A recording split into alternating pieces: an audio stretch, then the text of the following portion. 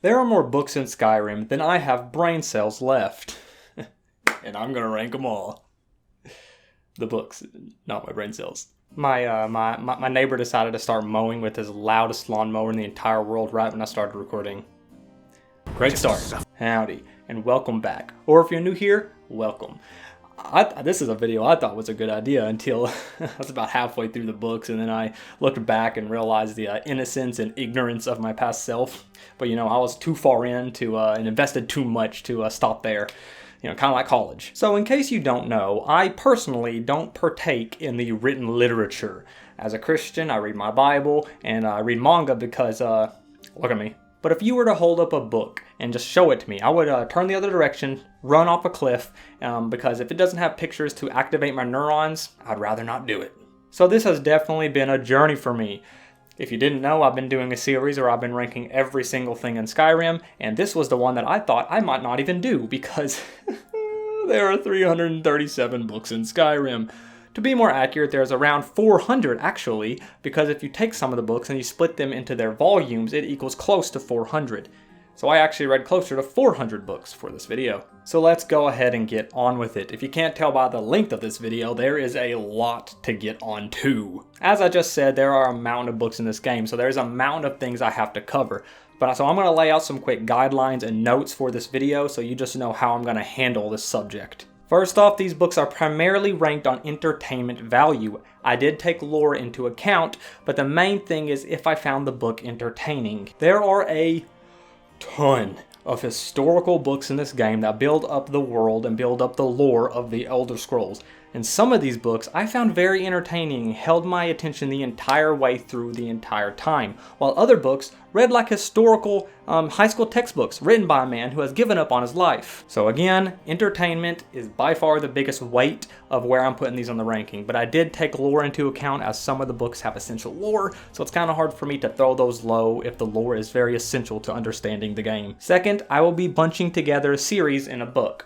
For a good example, The Real Berenzia consists of, I think, 5 different volumes, but it's all just one story. So I'm going to combine those 5 volumes into one ranking because that just makes the most sense. Next up, I will say that a lot of these books I listened to in audiobook form because it just made my life a lot easier and I didn't have to sit there staring at a computer screen for hours on end. I could take a break and listen to some of them as audiobooks. So shout out to Gopher and the RPG Chick for their audiobooks they have on YouTube. And lastly, these are my opinion. If you really love a book that I put really low, or you hate a book I put really high, that's perfectly okay. This is just a fun video of going over every book in Skyrim because I'm a crazy sociopath. Thank you. Alright, let's dive on in. Let's go. The worst book in Skyrim is easily the Book of Fate. Some people might disagree with me because of the lore around the book, but simply put, it's a book to whoever picks up the book, it will display their future in the book, their fate. But us as players, our fate isn't determined, so the book is blank. So, has cool lore, but in terms of entertainment value, it's a blank book. Holdings of Jarl Jaland, I think that's how you say it. This one is basically all the areas around Whiterun and what these certain settlements have to provide for the kingdom in terms of goods. Kind of neat, I guess, but it's basically a glorified shopping list for a Jarl because it just says this land has this that it can provide for the kingdom. This land has wheat, this land has cows, so on and so forth. It's just a list. The Third Era Timeline. This book is basically a list of important dates and certain events that happened on those dates, but it doesn't actually give you any detail at all about what happened. It just says, on this date, this war happened. On this date, this person became emperor. And that's just basically the gist. There are other books way later on that go into this same stuff, but way more detail on the specific events. You'll see when you get there, if you have the willpower. Proper lock design. This book is telling people how to properly make a lock that is very hard to break into. It doesn't really go into great detail. It is a very short book, and in case you didn't know, there are a lot of books teaching people how to be thieves and how to actually break into locks. So your book has been countered, critical hit. Mace etiquette. This book is just explaining to someone how to properly hold and swing a mace. No real strategy. It just says grab it by the handle. Just put your back into it. That's basically all the detail it goes into. Just left click on the mouse. The Book of Life and Service. This book is basically a small, little bitty, very mystic obscure sentence about the Bone Men and the Mist Men and various other summonable things from the Soul Cairn, I believe. But it's like half a page long. The entire book is half a page long. Why is it so obscure? Harvesting Frostbite Spider Venom. The title says exactly what it's about. It's how to kill a frostbite spider and how to extract its venom, which as a player it's completely pointless, but it's world building fluff. The back of the book has a pretty neat drawing of a frost spider. At this area in the list, that is literally extra points to shoot it above the ones below it. The Catalog of Armor Enchantments. This book is just a list of the different armor enchantments. Doesn't have any cool uses for them, doesn't even tell you what they do really. It just basically lists out all the armor enchantments you can use. It's very boring considering the title, makes it sound like it could be interesting. Light Armor Forging. Light Armor Forging. This is a very, very, very simple explanation on how to forge light armor. Doesn't really give you any cool examples or anything like that. There's only one slightly, and I do mean slightly, interesting part of this book, and that's how, humans discovered how to make elven armor. That's literally it. Boethiah's Glory. This is an extremely short little writing from a cultist that serves Boethia. It has no interesting ideas other than the very faint idea that this was written by a cultist. Notes on the Lunar Forge. This is exactly what it sounds like. It is someone writing about the Lunar Forge and how it gets its power from the moonlight and all that crap. It's very short. It's like 3 pages long, and it's literally just someone's notes, dude. Let's go on to the next one. Heavy Armor Forging. It's weird how this one's higher, not just right after light armor forging, but I find it slightly more entertaining, and I put heavy emphasis on the word slightly. Again, it's basically just like that one, explaining how to forge heavy armor. There's no detail, no cool stories or anything like that, just this is how you do it. And there is another book that goes over how to forge heavy armor that is much, much, much more entertaining. You'll see it when it comes to it. Catalog of Weapon Enchantments. This is basically the same thing as the armor enchantments, except for weapons. It's just a list of them, explains what they do, except since it's weapons, you can hurt people with it. So it got extra points from me. Aedra and Daedra. With that title, you think it's going to actually have interesting stuff about them, but nope. It just basically lists the difference between the Aedra and the Daedra. No names, no specific ideologies, just Aedra are this, Daedra are that. The end. The Chronicles of Nahulift. I like that word. I don't like this story. This is the most bland, painfully boring book I have ever read in my entire life. I'm not exaggerating when I say I have had college lectures 10 times more entertaining than this book. This is a fantasy world. An Explorer's Guide to Skyrim. Sounds kind of cool, doesn't it? It's not. It's basically explaining where specific standing stones are located. That's it. It says this one's here, that one's there. That's literally it. Could have been cool. It's not. Finding synonyms to the word boring or bad is probably the hardest part that it took to write this entire script, honestly. The Enchanter's Primer. This is a basic tutorial on how to enchant. These tutorials can be done really fun. There are some examples in Skyrim of tutorials for the game that are written in very interesting and fun ways. This one isn't. It's written to the students who just joined the College of Winterhold, so I guess that's kind of cool, but there's no entertainment value here, really. Again, this is a fantasy world. Tell me how Khajiit brushed their teeth, or something interesting like that, not just very, very, very, very dumb explanations on how to do enchantment. The Fundamentals of Alchemy. I'm kind of getting tired of saying this is a tutorial book, but this is a tutorial book. It's explaining the basic etiquette and the tools you need to enchant, which is completely pointless. I mean, do alchemy. My brain's shutting down. Basically, it says you need this, this, and this, which doesn't make any sense for in-game because you just click E on the alchemy table, but I guess it's meant to be world building, but in reality, it's just very boring and just saying you need a bowl, you need one of those crushy thingies, I have no idea what it's called. You get the basic gist. Nagasta Kavaka Kavatis. Hopefully I said that right. This book is written completely in a different language, so when you actually just flip through the book, it makes absolutely zero sense. But the internet, being the internet, has deciphered what it says, and put it simply, it is just a troll from Bethesda. It's just a bunch of internet crap and just a bunch of memes, basically. It's stupid, but it led me down a small rabbit hole to decipher it, I guess, so I gave it some bonus points for the fact that it made my brain work. The Waters of Oblivion. This book is very strange. I think what it's about is that originally they were spirits in the sky. They looked down at Oblivion. Half of them wanted to go there or something. They split off. The ones that went down became the Daedra, and they pulled the other ones down with them, and they became the Aedra. And how the Aedra will eventually smite the Daedra from the darkness with their light hammers, or something like that. I had to go over this story 6 different times just to kind of understand it, because it is so obscure. I think it's a poem, I have no idea. You read it, and if you understand it, please tell me. The Cats of Skyrim. This title is very deceiving because by cats it means singular. One cat, the saber cat. It's basically an overview of the saber cats. And the only fun part of this entire story that got a little giggle out of me is the fact that the researcher who wrote the book was going to interview people, and he really wanted to interview the Khajiit, but they refused to tell him anything because they seen him as kind of racist because he wanted to lump them in with the saber cats. So that part was kind of funny, but it's just like a documentary over saber cats. Very boring. Horker Attacks. This one disappointed me beyond belief. When you hear that title, you think a bunch of fun stories about a Horker attacks or one crazy evil Horker like Jaws just hunting down a village. But no, it's a person listing history of Horker attacks, but he only gives one example, and it basically just says they resist frost because a guy survived an attack and killed it with regular weapons and said frost did nothing to it. Look at this thing. There are so many cool stories you could make with this. Look at it. But we get one. The Legendary Sancretor. This book is basically a historical overview of the legendary fortress city of Sancretor. Sounds kind of neat, but it is painfully boring. There are so many names and dates and events that happened in this city. This book is long, but it is not entertaining. It's similar to the Chronicles of Nahulift. Maybe not as bad, but it's bad, man. It's real bad. In my notes for this story, when I wrote notes for it, I wrote, "My body is tired." Just going over this book.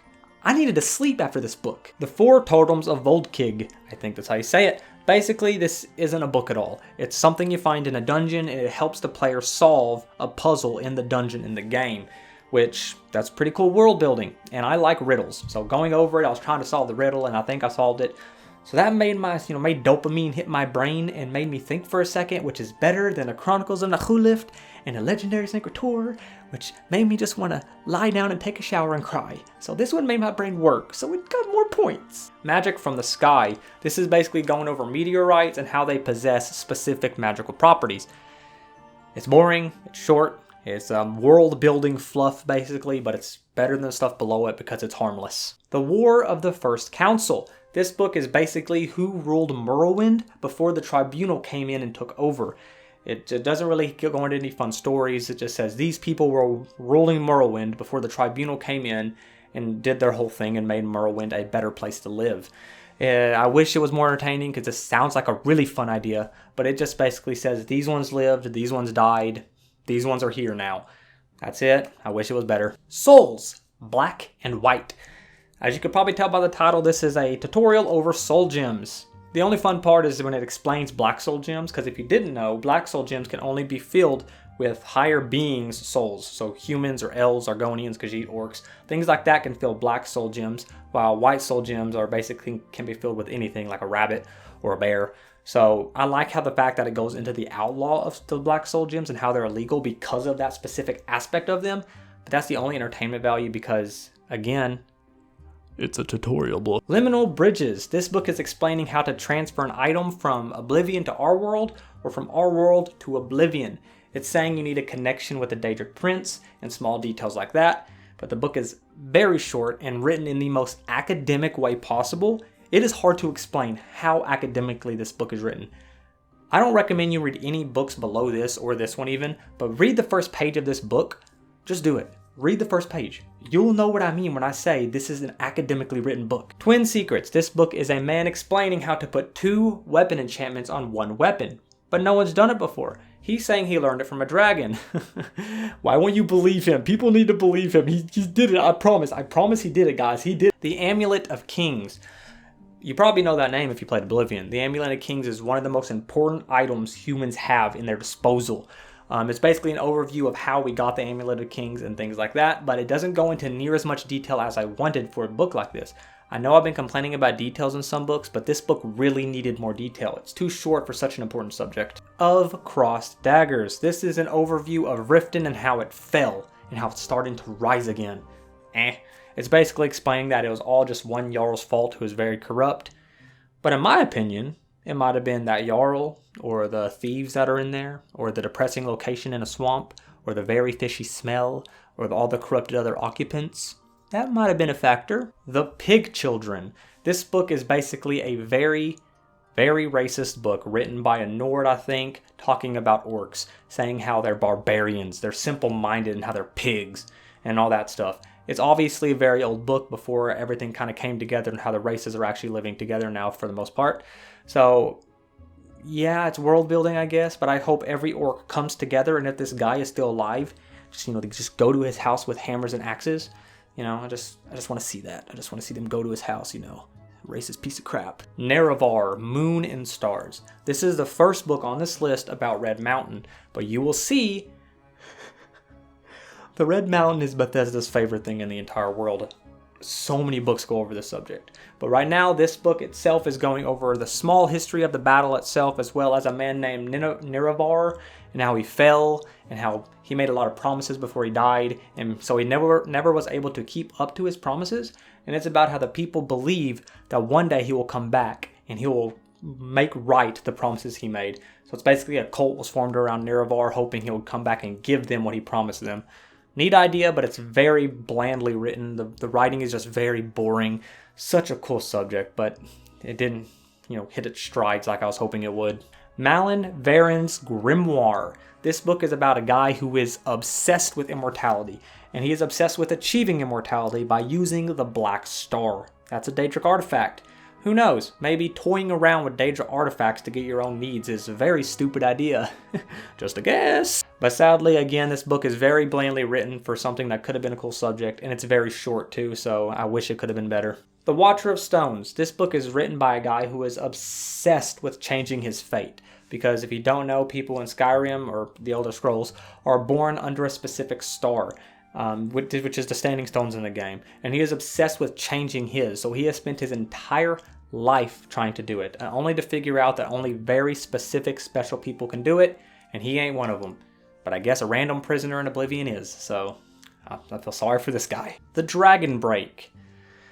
Oh boy, this one hurts my head beyond belief, dude. You have no idea. Basically, what it's saying is a dragon break is when time goes from linear to non-linear, and then linear again, and it's caused by Akatosh, or very specific of, really big historical events like Tiber Septim's rampages.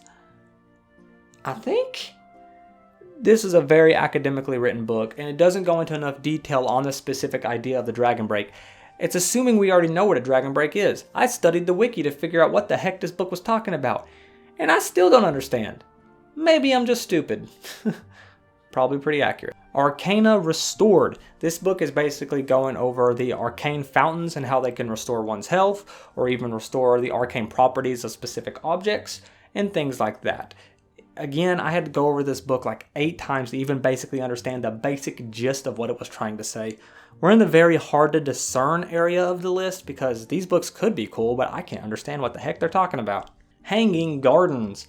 Again, this book makes almost 0 sense. What it is basically paragraphs of stories that were found, ripped pages if you will, with almost no connection seemingly. The paragraphs are all just have nothing to do with each other, but after I studied for a while, I think I got kind of a gist of a story. This is a little bit of a conspiracy theory. I think it's about 2 Dwemer guys who are walking around and they come across a bunch of dead Dwemer who were slaughtered, and how one of them is like, we could have prevented this if we were taught right, or they were taught right, something like that. I'm probably wrong, but it was neat to try to figure it out, I guess. Gods and Worship. This book is listing the different religions of the Elder Scrolls in a kind of very obscure way. It doesn't give any specific names or any specific organizations, just the basic mindsets of specific areas of the world. Could have been cool. Could have been cool. The Imperial Report on Saarthal. This is an Imperial report about the very first human city ever, Saarthal. But the writer says he was able to pull up very little information about it, meaning we are given very little information about it. I do like the idea of the very first human city, but again, we don't get much detail. Frontier Conquest. This was about the very first humans who migrated towards Tamriel. and how every other human wanted to play nice with elves and stuff like that, except for the Nords, who just refused to get along with everyone else. It sounds interesting. It's not. It's written in a very academic way. I wanted a naked Nord with 2 axes in hand, screaming and running straight at a bunch of elves, but instead we got the essentials of world history, basically. The Wisp Mother. This book is basically a sort of like cryptid story about this mysterious Wisp Mother who is a combination of a bunch of wisps or a lost spirit, something like that. It's actually the best character overview so far. There's a lot better ones later on, but for right now, it's okay. It's basically, it sounds like a cryptid story, which I like, and I like how you actually find it in the game as well. So I gave it bonus points for that specific reason. The Atlas of Dragons. This book is basically a list of known dragons and where they're buried at. But sadly, we don't get much detail about the dragons themselves, just where they were at, where they died, and where they were buried at. Maybe it should be lower on the list, but hey, I love dragons. The Cleansing of the Fane. This book is a very short book, basically telling of monstrous people who were killing the good people till the humans banded together, attacked, and won. It is a very short book again, but hey, it's a harmless little warrior story, so that's actually way better than tutorials, so I gave it some extra bonus points. The Spirit of Nirn. This is a very simple overview of Lorkhan and how he is seen by other races, how the elves hate him, the humans love him. This is essential lore, yes, but there are other books about Lorkhan that are way, way, way better. So it didn't get many points for me, but it got extra points because it's over an interesting subject. The Notes of Nagol Barrows. This is written by a mage apprentice who is going deeper into this ruins of this, barrow, this Nordic ruins, and how he's transcribing certain rune signifies on the walls and what he's seeing. That's kind of neat. It's not a bad story, actually. The best part of the story is how at the end of it he says he's going to delve deeper and write more notes. But that's where the story ends. Uh-oh. From this point forward, the books aren't straight up bad, just like the last one. They're just bland. They're okay. They don't really do anything crazy good or crazy entertaining. They're just kind of there. So we're out of the really bad section now. So hopefully I can be more chipper. The Annals of the Drakengard. This is basically an overview of how the Alduin's Wall was made and the big wall at the Sky Temple. This is actually kind of cool because I like the idea of these people, because they said it themselves, that to them this wall is completely useless and how it has no benefit to them. But hey, they see it how thousands of years later this might actually help someone, which it did. So I like that idea about it. Guide to Better Thieving. This book had so much potential. The beginning of this book is really cool, but right after the beginning paragraph, it just goes into a normal tutorial. So again, it's a tutorial book, but it had a good start. Man, it could have been much better though. It just basically teaches how to lockpick and how to pickpocket. A lot of other books do the same thing. Some of them later on do it much better. The Madmen of the Reach. This book is basically going over the Forsworn and how the writer believes that they are not just savages. They're actually a community and not just crazy barbarians. Doesn't really explain how though. He just basically says that they aren't barbarians but doesn't really tell us how. Look at this thing. There's so many cool stories here. I know there are, but this is the only book in the entire game that even talks about the Forsworn. The True Nature of the Orcs. This book is explaining how the Orcs' deity worked, how their deity was eaten and corrupted, and when their deity was corrupted, it corrupted all of them as well. But it doesn't really give us any cool stories like I really wanted it to. I like that idea and how the Orcs see themselves as corrupted. When I hear of the true nature of the Orcs, I expected a way better book going over how Orcs are not what we think they are. It doesn't really do that like I wanted it to. The Antecedents of Dwemer Law. This book is basically going over how Dwemer Law was very different than modern day Elven Law, but how that Dwemer Law affected the modern day law, as well as how it affected other races, like how Argonians do their law, how they were inspired by the Dwemer. Sounds neat. Reads like a law form. So a law form isn't really edge of your seat, crazy entertainment. It's a law form in a video game. At what point do you think you have gone too far, Todd? Reality and Other Falsehoods. This book is basically going over the difference between alteration and illusion. And basically, it tries to get really deep into the subject of false reality and how all of our reality is false, which sounds cool. It's a very short book, so it can't really go into the detail it wants to go into. So it ends up just being a book with some very basic ideas. Words of the Wind. This book is written by an old lady who is basically praying for everyone's happiness, saying that she wants everyone in her town to be extremely happy, and how she wishes for everyone to be generous to each other and just be nice, and I like poems, and this is a very kind-hearted and warmly book, which is super rare in Skyrim, so I gave it a lot of bonus points because it's just a happy book. Fall from Glory. This book is written by a spy who has snuck into the Thieves Guild, and he's talking about how the Thieves Guild fell from grace. He is pretending to be in the Thieves Guild when he is actually just spying on them. Coolest part is how it is implied that he died, because he says that he is going to do further research and write a volume 2. There's only one volume. The Ruminations of the Elder Scrolls. This book is a man explaining the very concept and idea of the Elder Scrolls, how they go far past regular human or elven comprehension, things like that. But this book is very confusing. I had to go over it very times to understand the idea, and he uses a lot of imagine this scenarios, which some of them are easy to understand, but some of them are just complete nonsense, it seems like. But I like to learn about the game's freaking namesake, the Elder Scrolls, so yeah. The Warrior's Charge. This is a poem, again, I had to go over many times to fully understand, but my final understanding came to a pretty cool concept. I think it's about a Redguard woman leaving the docks only to kill a ginormous, mighty snake. Again, I wish it would be better, but it's just a little too confusing for me. But hey, man, awesome Redguard warrior woman versus giant, mighty, evil snake. Sick. The Trials of Saint Alestia. This book is basically going over Saint Alestia and how she bonded with Akatosh and how she formed the Line of Kings and the Amulet of Kings. There that Amulet of Kings is again. And this is a cooler story around it than that one from way earlier. This book has a real big mythology feeling to it. It feels straight out of like Greek mythology. And I really like that about it. The Totems of Hircine. This book is basically listing all the known artifacts of the Daedric Prince Hircine. Hircine is a really cool, interesting Daedric Prince, one of my favorite Daedric Princes if I'm going to be honest with you, so I gave it a lot of points. Doesn't really give a lot of story or details, just lists them and their basic functions, but I like the idea of Hircine actually being in a story, which is rare. The Buying Game. This is a tutorial on how to do bargaining. Again, it's another tutorial book, but I really like the art of bargaining, and it really goes into fun concepts on how to get good deals. This is probably too high for a lot of you, but again, I like the idea of bargaining, and it's actually pretty decent world building. So yeah. The Dream Stride. This book is going over the concept of how somebody can enter someone else's dream and venture around in there, kind of like Inception, and how their real world body will actually appear in like our world from the dream corresponding to it. So like if you enter someone's dream and they're dreaming of Riften when you're in Whiterun, when the dream ends, you will just appear in Riften.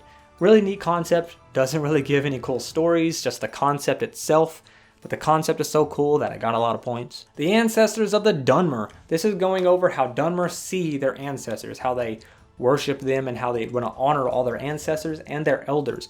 It gives a pretty neat world building into the mindset of a lot of, old day Dunmer, because it also explains how that idea has changed drastically for Dunmer. Not as many Dunmer do it as they used to. And hey man, not like we have enough book about the Dunmer.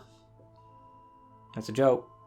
There's a lot of book about the Dunmer. The Lunar Lorcan. This book is a guide going over a weird kind of cult. They believe that Lorcan, the creator of the mortal realm, his name's Lorcan if you didn't know, they go over how Lorcan, how his body was broken and became the moons, and his soul entered the world, but his body is the moons.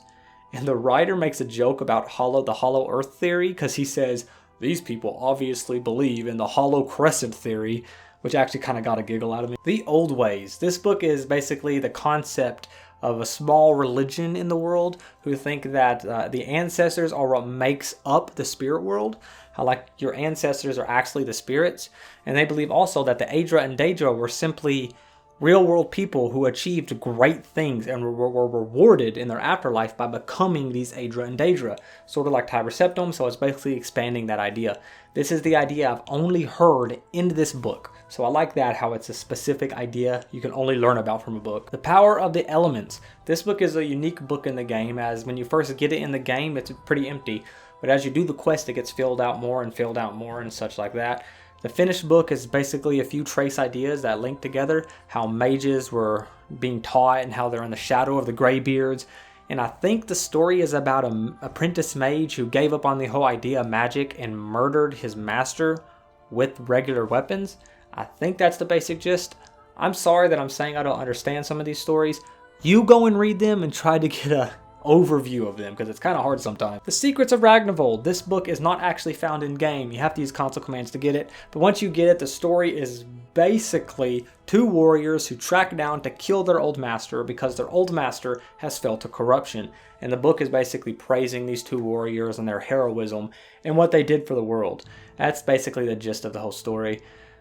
Heck yes, I actually understood a poem the first time through, because this one's actually very easy to understand. And it's not in the game, so apparently Bethesda doesn't like that about their poems. Galarian the Mystic. This book is going over the history of the very first archwizard of all time.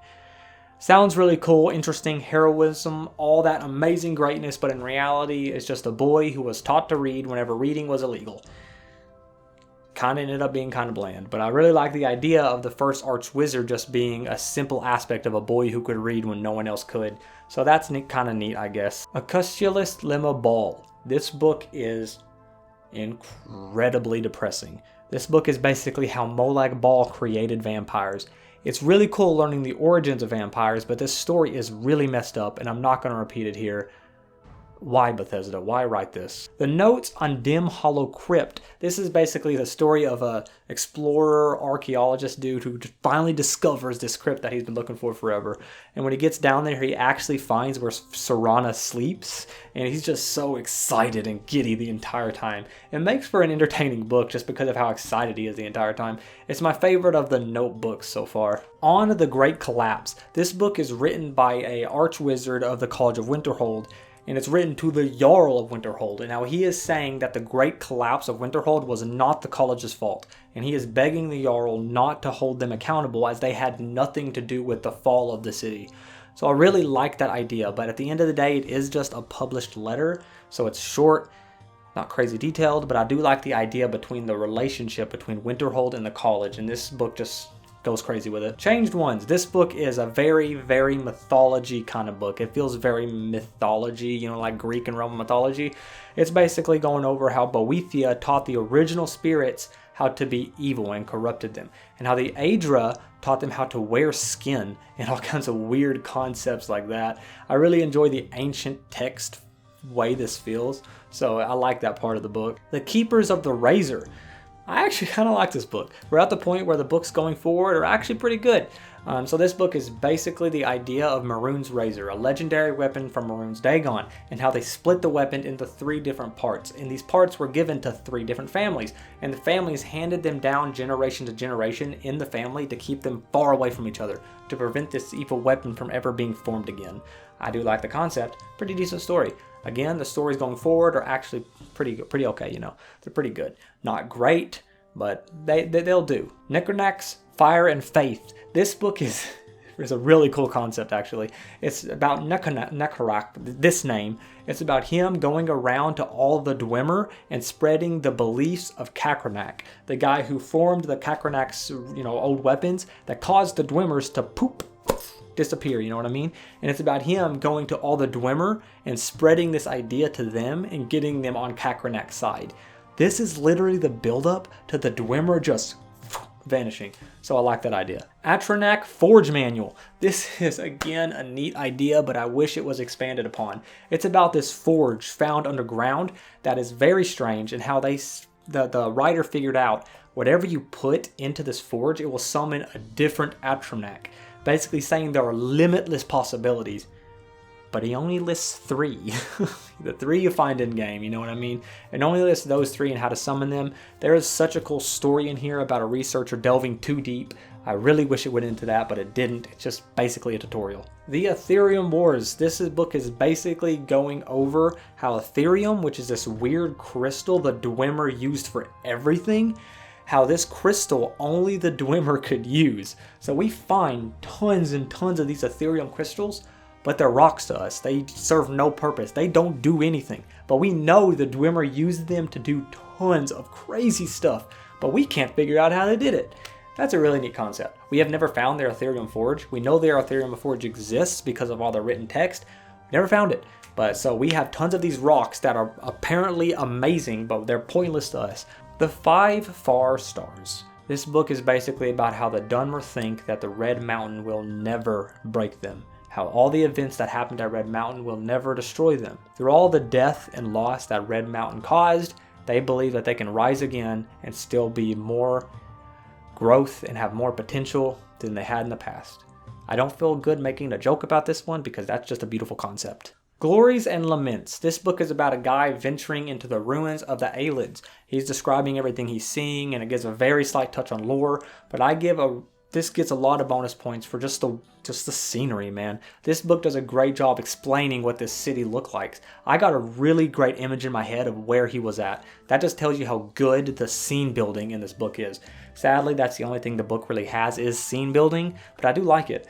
And here's my obligatory once per video Lord of the Rings reference. The city looks a lot like Gondor. Life of Uriel Septim VII. This book is basically a very small biography of Uriel Septim VII and how he was imprisoned in Oblivion, and how when he came out of Oblivion, he was a completely different person. Really cool concept. I like the idea of a man being completely changed by where he was at, but it also hints at the fact that there are many secrets still untold about Uriel Septim VII. Cool concept. The Scourge of the Grey Quarters. This book does great for world building as well as knowing the ideology of a lot of people and a lot of Nords. It's basically a guy writing about how he hates the Dark Elves and how he thinks that they are ruining Windhelm. So yes, it's basically a lot of world building.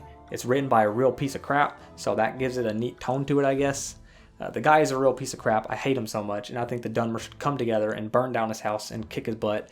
But it gives a lot of ideologies of where the Nords sit in terms of the political climate of the world. So I give it points for just the world building of it, I guess, you know what I mean? Even though the guy who wrote it is a real piece of garbage. Pirate King of Abessian. This story is basically a small poem about the idea of pirates in the Elder Scrolls world, which, you know, I had no idea there were so many poems in this game, you know what I mean? Some of them are boring, some of them I don't have any idea about. Some of them are very actually beautiful. But pirates are cool. Treatise on Aeleidic Cities. That's the weird title. This is basically going over Mehrunes' Razor, the artifact from Mehrunes Dagon, and basically how this weapon itself corrupted an entire city, how everyone in the city fell to vampirism, and the city itself just disappeared, like the Dunmer, you know, just gone. So I really like the idea of that. I mentioned Mehrunes' Razor earlier in that one story about how they split into 3 pieces, and this is basically the story that took place before this razor got split up. I like this one more because of the mystery of it, as well as the cool concept that a whole city just vanished because of this artifact. Sithis. This is a very short story about how Sithis formed Lorkhan, as well as the basic idea of Sithis himself. Now this story is written by a cultist of Sithis, so it's kind of neat how this is a whole different perspective than what we're used to. Most perspectives see Sithis as pure evil, and Lorkhan just as the offspring of that. Lorkhan isn't pure evil, but they think Sithis is pure evil, kind of. So it's kind of neat seeing the opposite view of someone who actually sees Sithis as the good guy. Short History on Morrowind. This book is a very boring book. Yes, this is another book that just almost put me to sleep. But it has a lot of essential lore in there. It basically sets up all the civilization of Morrowind, as well as a lot of colonies of Morrowind. And it is a big lead up to the game Morrowind itself and the story of Morrowind. So like before you play Morrowind, it might be recommended you actually read this book. It did make me very tired though. The Door of the Spirits. This book is another book about Dunmer and how they see their ancestors, and it's going over what to do with your ancestors once they die, or your relatives once they die and become ancestors. It's saying don't get rid of the body, keep the body, and use that body and everything from that person's life to guide you into the future, and to how you should lead your life to honor them. Basic concepts like that. Lore? A Kiss, Sweet Mother. This book is basically a short explanation on how to summon the Dark Brotherhood and how to use them for an assassination. It's a very creepy book. It's a book that feels like something you should not have. Something that only should be held by those who are in the cult or something like that, you know what I mean? Like, I should not be holding this. Kind of like this poison ivy. The firmament. This is basically the lore behind the constellations themselves. The lore behind what each constellation is and a grand mythos sort of thing. Kind of like how there are 3 leaders, which are the mage, the warrior, and the thief, and how there's the mysterious evil serpent, and all stuff like that. So it's cool hearing the lore behind these standing stones and the lore behind all that, I guess, you know what I mean? Cool. Nightingale, fact or fiction.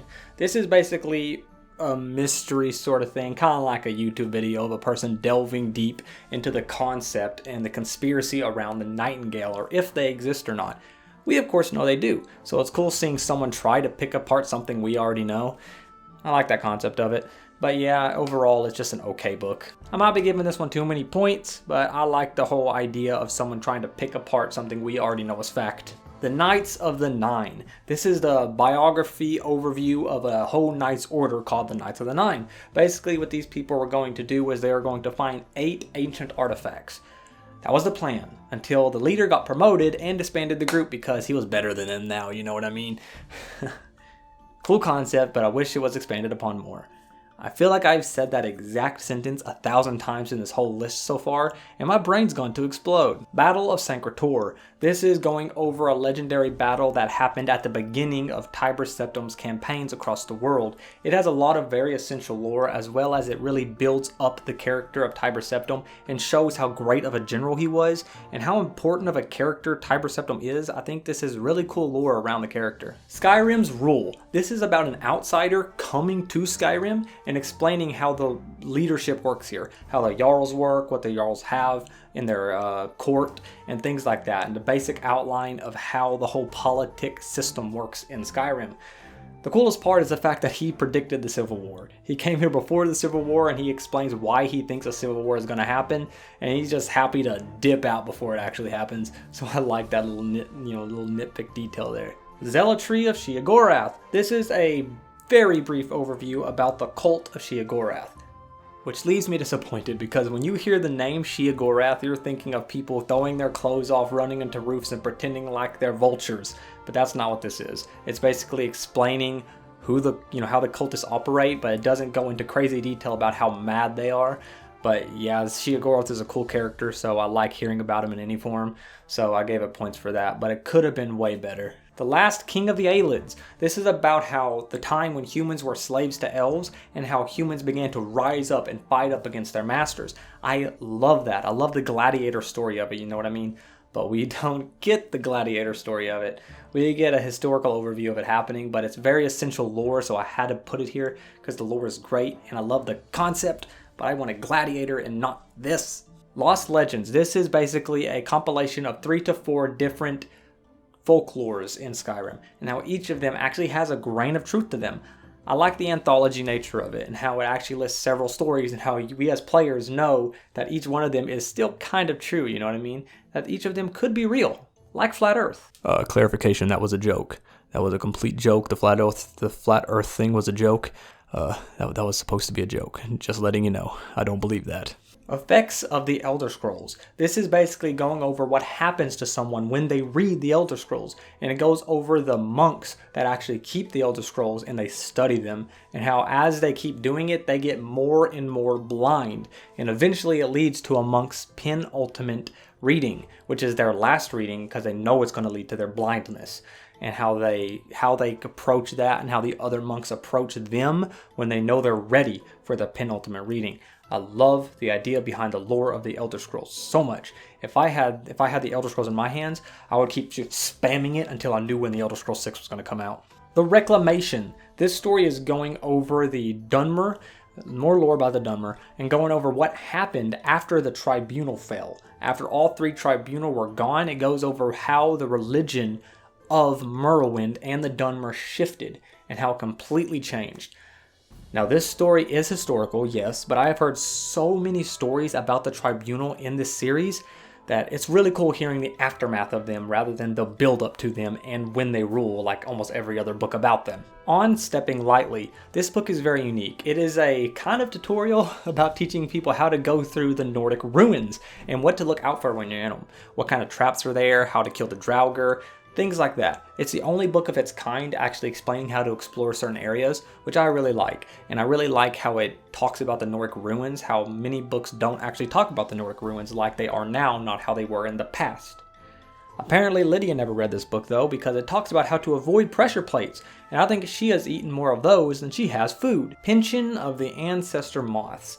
This is another story about the monks that collect the Elder Scrolls. It's going about what happens when a monk dies. When a monk dies, they think that they turn into a moth, and they take that moth and they use its silk to form clothes to give to new recruits so that they will get some sort of enlightenment from that silk.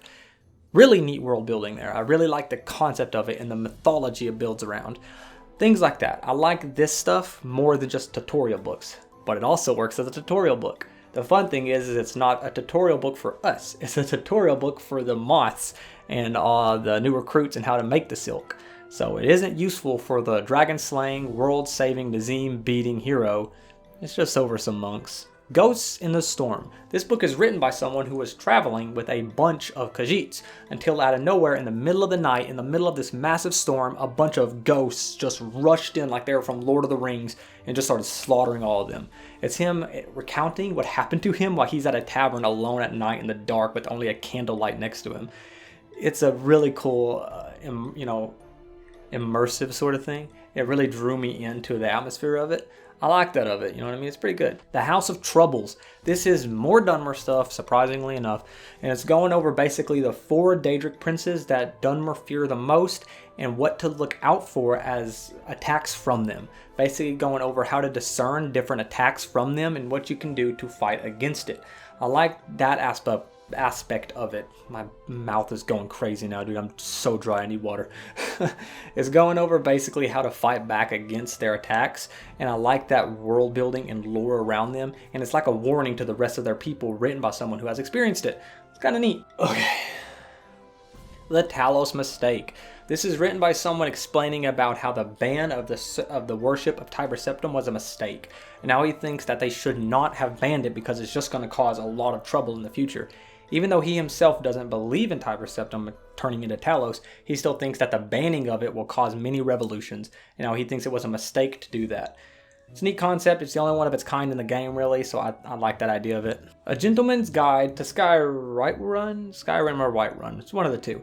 It's basically written by a character in-game. He can be found in a tavern in Whiterun. It's basically what it's about is him writing about the women of Whiterun and how to woo them and things like that. It's written by an absolute disposable dirtbag, so it's kind of neat hearing just the ramblings of some stupid person.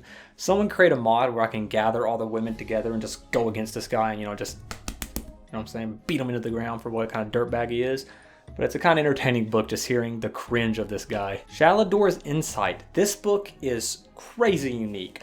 Not for the contents of it, but for the book itself. This book is very unique as when you open it up, it actually looks like a scribblings of a madman. It isn't just like words, it's like pictures and words being scribbled out and other words being written underneath it.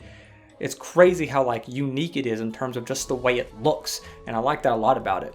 It's basically a guy going on about how Akatosh isn't Alduin, how some people believe that they're the same person, but they're not, and how Alduin destroyed the world once and how he wants to do it again, and all kinds of crazy stuff like that. So it's just basic lore, but I just love the way it looks, you know what I mean? The Fairy, or Fairy, whatever it is. This is basically another creature overview of a person going over the fairies of the world of Elder Scrolls, what kind of fairies there are, which ones are evil and how they attack you and things like that. But there's one hilarious part of this book that I really liked. It's when the writer basically insinuates that elves are just a species of fairy who evolves to a higher being, and they instantly just ganged up on him and he backpedaled really, really fast whenever he realized that what he said was extremely stupid. The Book of Daedra. This book is going over each Daedric prince and their sphere of influence. You know how I mentioned that one book about the 4 evil Daedra that the Dunmer fear against and how to look up for their attacks? This book is going over the sphere of influence of every Daedra and what they control and what their areas look like in Oblivion to some sort of extent. It's really neat hearing about all of them in just a generic sort of way, you know what I'm saying? No interesting stories or anything like that, but it is a cool lore building concept here. Varieties of Daedra. This book is very unique because it is not going over any of the Daedric princes. It is going over the army men of the Daedric princes. The lower people, just the normal foot soldiers in every kind of like ranking of the Daedra, going over which ones are the weakest to the strongest, where they go in the armies, where they're positioned in the armies. So it's fun to hear a story that isn't just about the princes, but about like the rest of them, you know what I mean? And I think the most surprising part is that the scamps aren't the lowest on the tier list. I just want to punt that thing, you know what I mean? Herbalism's Guide to Skyrim. This book is way too high, I'll say that right now. A lot of you will put this really low on the list, but I put it way higher because of one unique aspect of it. Again, this is a tutorial explaining how herbalism works and going over which herbs to pick and which herbs not to pick. But the good thing is it has a lot of really detailed drawings and is written in a very casual, easy to follow way that's just kind of fun to read to some extent. There are a lot of books in this list that could be much better with the addition of really well drawn pictures like this book has, especially one later on that I will mention. Whenever it is this book, I'll tell you, but there's one book in this list that if it had pictures, it would be incredible, but it doesn't have pictures. I'll tell you when we get there. On Apocrypha. Now this is actually a bunch of different books that I'm just combining into one ranking, because what this is these are all books found in the Oblivion realm of Apocrypha, and they're all just half a page, and they're all just small poems. But here's the thing, each one of them is considered forbidden knowledge. So as you're reading it, you can kind of keep going over it until you realize what's forbidden about it and what's weird and unique about these books. I really like the concept of these forbidden books, you know what I mean? I'll put it higher if they were better, but it's still kind of a neat concept. Shazar and the Divines. This book is going over how religion has changed in the Elder Scrolls world and how the humans in Nord religions have actually adopted a lot of the ideologies of the elves and vice versa. And how the best example of this is Shazar, how it used to be about an elf slaying crazy man who just fought against the elves and was just all about the Nords and Nords rule, you know what I mean? And how he has completely changed in modern day ideologies of him. And I like that idea about how they just kept slowly adjusting to each other as they kept intermingling together. Fragments on Artaeum. This book is a really funny concept. It is going over the Psijic Order, and how the Psijic Order used to be on an island, just an island where just the Psijic Order was. If you don't know, the Psijic Order are basically the predecessors to the mages guilds around the whole world. They used to be where mages were allowed. And basically the whole funny part is the fact that out of nowhere, all the Psijic Order and this entire island itself just vanished. Just disappeared. The whole island and everyone on it. And the funny thing is hundreds of years later, this island just reappeared out of nowhere. And all the people who were on it when it disappeared are still alive. And they're just here now. So a lot of dads who went out for cigarettes finally came home. So that's a really funny concept. A Dream of Sovngarde. This is basically a guy going over his idea of Sovngarde and how he's just thinking about how Sovngarde is a place he will go to when he dies in glorious battle.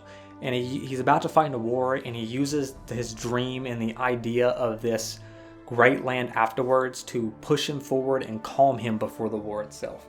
It's a really cool concept. It's actually a very relaxing book considering the thoughts of it. It's just a person calming himself down by thinking of the afterlife before he fights. Darkest Darkness. This book is a very simple explanation about the summonable Daedra in the game and going over how to summon them, basic things about them, all kinds of things like that. Again, this one's probably too high, but I really like the idea. I really like when the books cover anything but the princes, because most of the books just cover the princes. Again, it's just going over basic ones and the basic concepts of conjuration. I've already been recording for like 3 hours, and I think I'm like halfway done. Oh, there it is. Let's go. Dwemer Inquiries. This is actually 3 different books, and it is going over the whole culture of the Dwemer. Basically how they built their geography and how their basic culture works. Things like that. The best part of the entire book is how they actually studied magic because they couldn't do it. And it's really neat how they seen us as the weird ones. Like how they seen elves and humans as just different because they couldn't do magic. Just like we are studying them now, they used to study us when they were still alive in the same sort of form. I like that idea of it, how the Dwemer see us like we see them. It's kind of cool. The Yellow Book of Riddles. It's only 3. It's only 3 riddles. When you say the Yellow Book of Riddles, I want like 50 riddles, but you give me 3 different riddles. I heard more from Gollum. I love riddles though, so I'll put it really high because your boy loves riddles, but there's only 3 of them. The Tale of Drosera. This is basically a story written by someone at a campfire who is listening in on other Khajiits talking. And it's going over how Khajiits, this dad Khajiit is telling his son about how Khajiits played a much bigger role in the entire world's history than most people know. How they used to ride their 4-legged cousins into war, and they played big parts of all these giant battles that they never get credit for. I love that idea of it, and I'd love to hear more about the Khajiits in any way, shape, or form. Who doesn't want to know more about J'zargo? The Betrayed. This is a very short poem about the fall of the Snow Elves and how they turned into the Falmer. Again, this is very short, but I do love hearing anything about the Snow Elves because their lore is some of the coolest in the game, but we barely hear anything about them. So I just love the Snow Elves, bro. The Wild Elves. This book is going over a whole race of elves that never integrated into society. They just wanted to keep doing the old ways and never wanted to move into modern day society. It's really cool hearing about an unplayable race of elves that just didn't want to play ball with everyone else. Really neat concept. Too bad they're basically extinct. Sad face. Killing before you're killed. This is basically a guy writing about how to prevent yourself from dying in melee combat and how to kill someone before they kill you. Here's the really fun thing about this book. It's a tutorial book, but it's a fun tutorial book. It teaches you the basics of melee combat and how you should probably play the game, but it's not extremely obvious about it. It just plays it all fun-like, which is what all of these should be. Rizlov the Righteous. This book is about an old warrior named Rizlov, and how he was the bravest warrior ever and took back the land from the Empire. Obviously from the Nords' point of view. I really like that concept of it. And Braveheart is cool. Cherum's Heart. This book is written by a tapestry guy, actually. A dude who does tapestry. And he's recalling, and he's making tapestry about this battle that took place, and how the Khajiit were almost wiped out because of this battle. Mainly because they were with the Nords. The Nords were actually helping them out, and they gave them this armor that would help them. But here's the thing, the Khajiit were not used to the heavy armor. They were used to leather armor that they could move real agile with.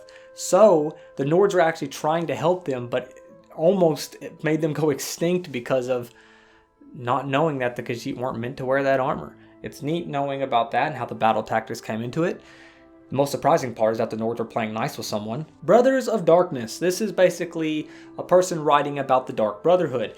And it is a pretty neat because it is everything a normal person would know about the Dark Brotherhood. Which, if you know the Dark Brotherhood, isn't a lot. But I do love hearing about the average civilian's idea of the Dark Brotherhood and what they do, and just what the average person would know about them. So I like that, and the Dark Brotherhood is a very interesting group of people, to say the least. So yeah. Biography of Baron Zia. This is an iffy one, because Baron Zia is one of the most interesting characters in all of the Elder Scrolls, any of the games at all. She plays a very prominent part in the Elder Scrolls 2, and it is so cool hearing her backstory. But here's the thing. This book is just a biography of her life. But there is another book going over Baron Zia's history that is much, much better.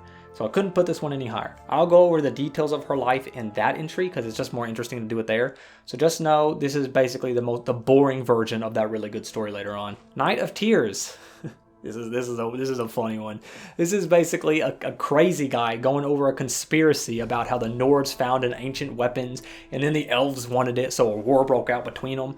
I don't care if this story's real or not. I just love a good conspiracy ramble. And I love this guy just completely sounding like a crazy person talking about it. You know what I mean? Where's the tin hats, everybody?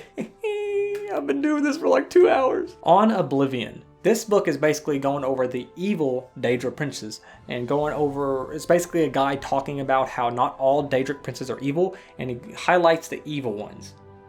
But there's something else about this story that makes me like it more than I probably should. This connects to another story. The other story isn't a direct sequel, so I'm not putting them together. And spoiler alert, that other one is very high on the list, and I'll tell you how they're connected later on. The Arcturian Heresy. This book is going over the war between Tiber Septim and the Tribunal. There is a lot of names here, and it has a really fun ending actually, but the thing is this lore is really, really interesting. Story itself ain't great, but I love the lore, and the lore is just fantastic here. Said that like 8 times. Yeah. Black Books. This is very similar to those Apocrypha books, those forbidden knowledge books I talked about earlier. Now there are 7 black books, so I'm bunching them all together out here.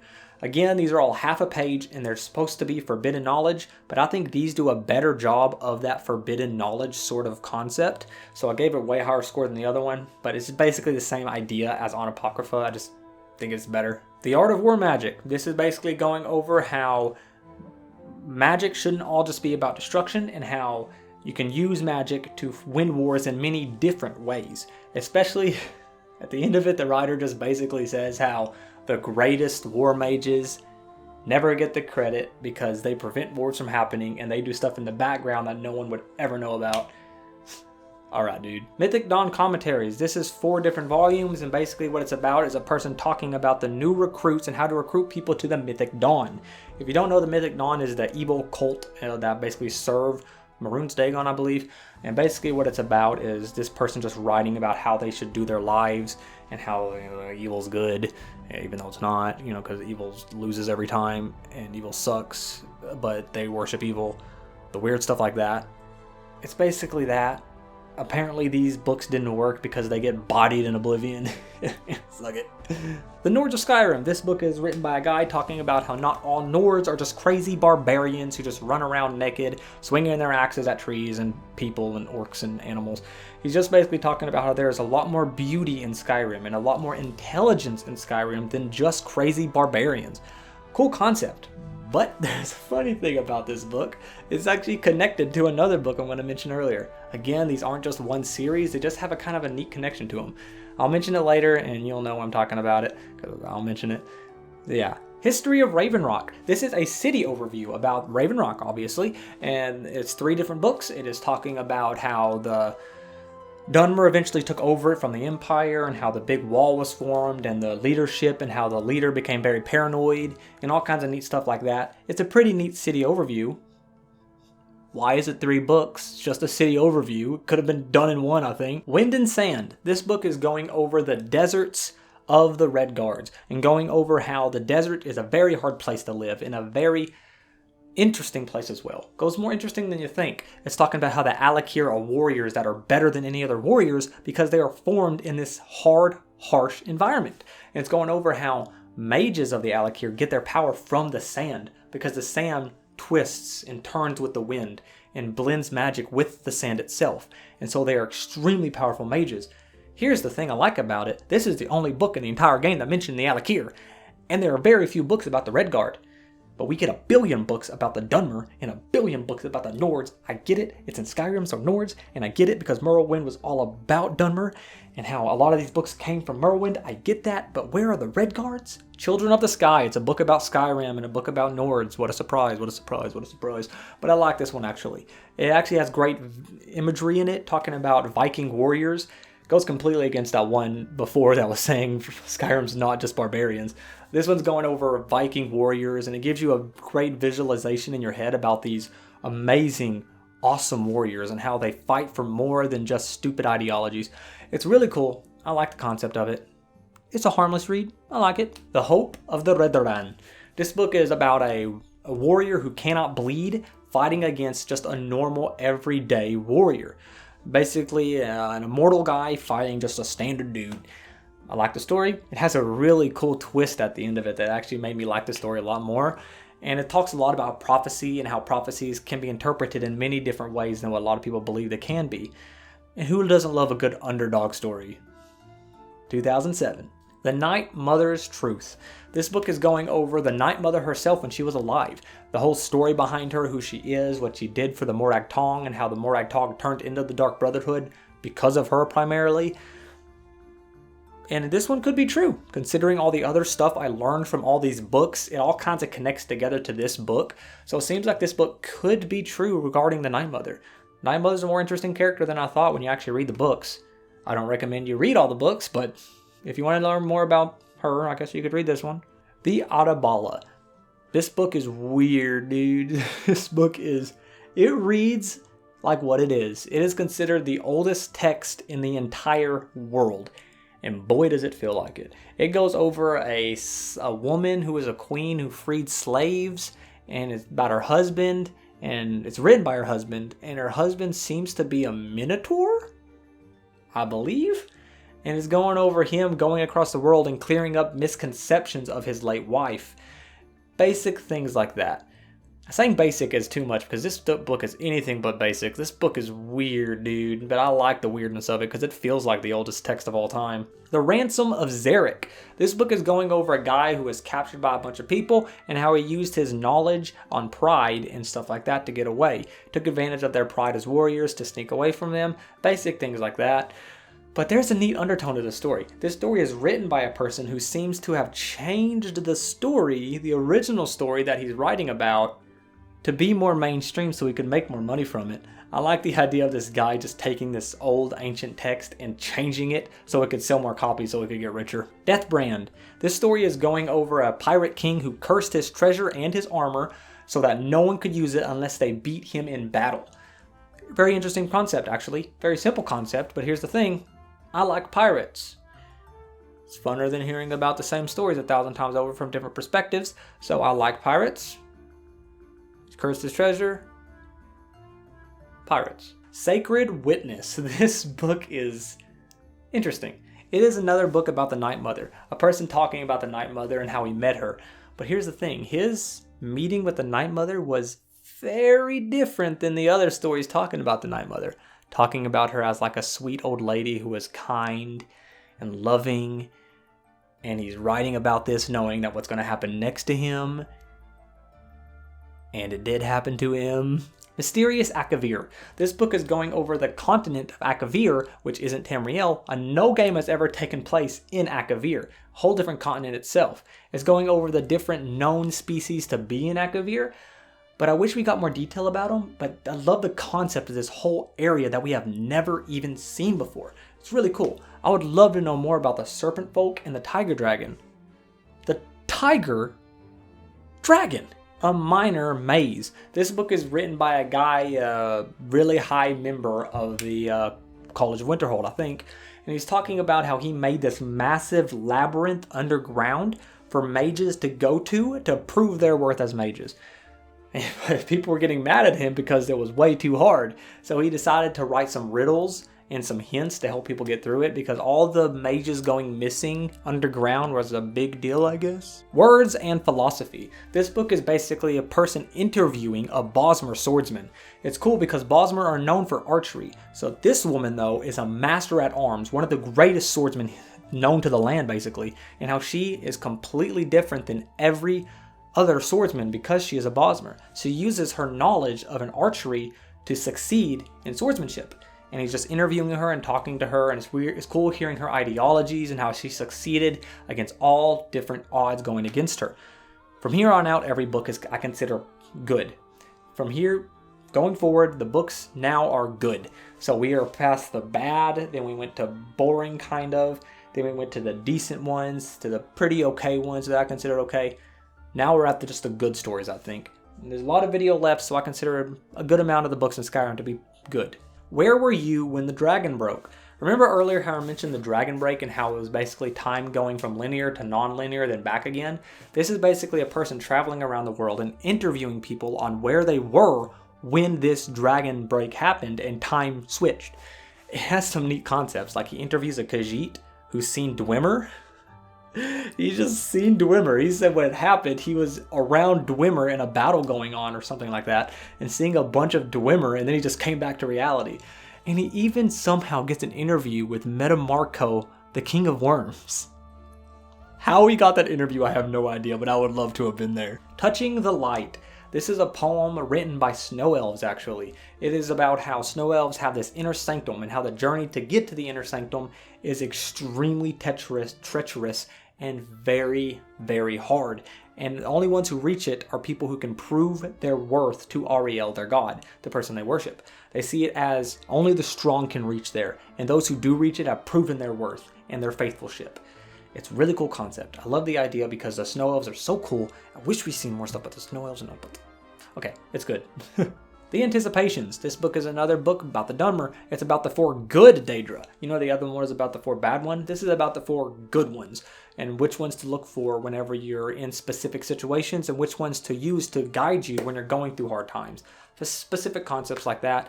I like it because it's a light-hearted, warm book, and there are very few books in this game that just make you feel good, and I like this one because it does that. The Beginner's Guide to Homesteading. Again, I probably gave this one way too many points, but the reason I like this one is because it's just a very simple world-building tutorial book on how to build a home for yourself. And it's written in a very, very casual way, like you're sitting right across the table from an actual architect who's helping you build your home. It feels good in that terms, and it has a lot of really cool architectural drawings as well. I think drawings elevate most of these books because it makes the neurons in my brain activate, considering most of them are just text. So yeah, I like that about it. Probably put it too high, but still. The Lusty Argonian Maid 1 and 2 and the Sultry Argonian Bard.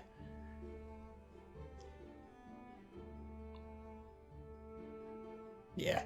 The True Noble's Code. This is basically an outline on how to become an honorable warrior of the House Redoran. The reason I like this book is it's teaching people the honor code, talking about how to be an honorable warrior and more than just a barbarian or a sword for hire. I really like that idea of it. There are very few books that are talking about how to just be an honorable, courageous warrior and how to prove yourself as that to the rest of the world.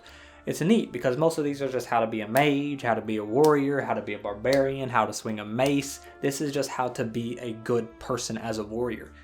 Like it. Oh boy, howdy, we gotta do the tornado, come on, boy. Yingal and the Sea Ghosts. This is a book about how the companions traveled to Tamriel for the first time, and how there were many different ships, and how one of the ships was attacked by sea ghosts, and how Ysgramir turned his ship around to go rescue them. By the time he got there, it was too late, and all his men had died, and he went on a rage, just murdering all the sea ghosts and killed all of them. Love the Viking story of it, and Ysgramir is such an underrated character in terms of the books. I wish we heard more about him in the books, but still, it's a cool story. Racial Physiology. This book is going over the mating of different races, and which races can actually reproduce with each other, and going over how the mating rituals of different species work, and the basic gist of all that, and how humans and elves are the main ones who can intermingle together in terms of reproduction. Things like that, I guess. There's a lot of different jokes I could make here, so let's just move on. The Nirnroot Missive. This book is super unique. Now, when you hear just a book about Nirnroot, you probably think it's really boring. This is not. It's going over Nirnroot and how they're going extinct and how they might go extinct very soon.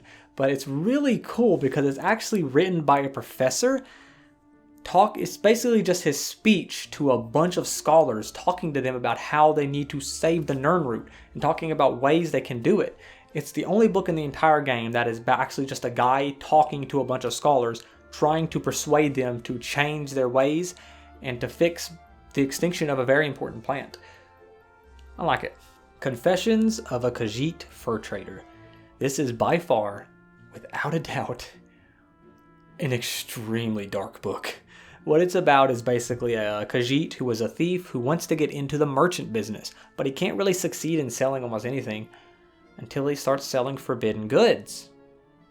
That being pelts. Khajiit pelts. The Legendary Scourge. This book is actually going over a weapon, a legendary weapon that has slain so many Daedra that every other Daedra who see this giant mace quiver in fear. This mace is like just the harbinger of all Daedra. It is the weapon used to kill the most Daedra, and it is the righteous weapon against them. I love it because it's an overview of a weapon, which is the only one in the game so far, I think, that I've listed.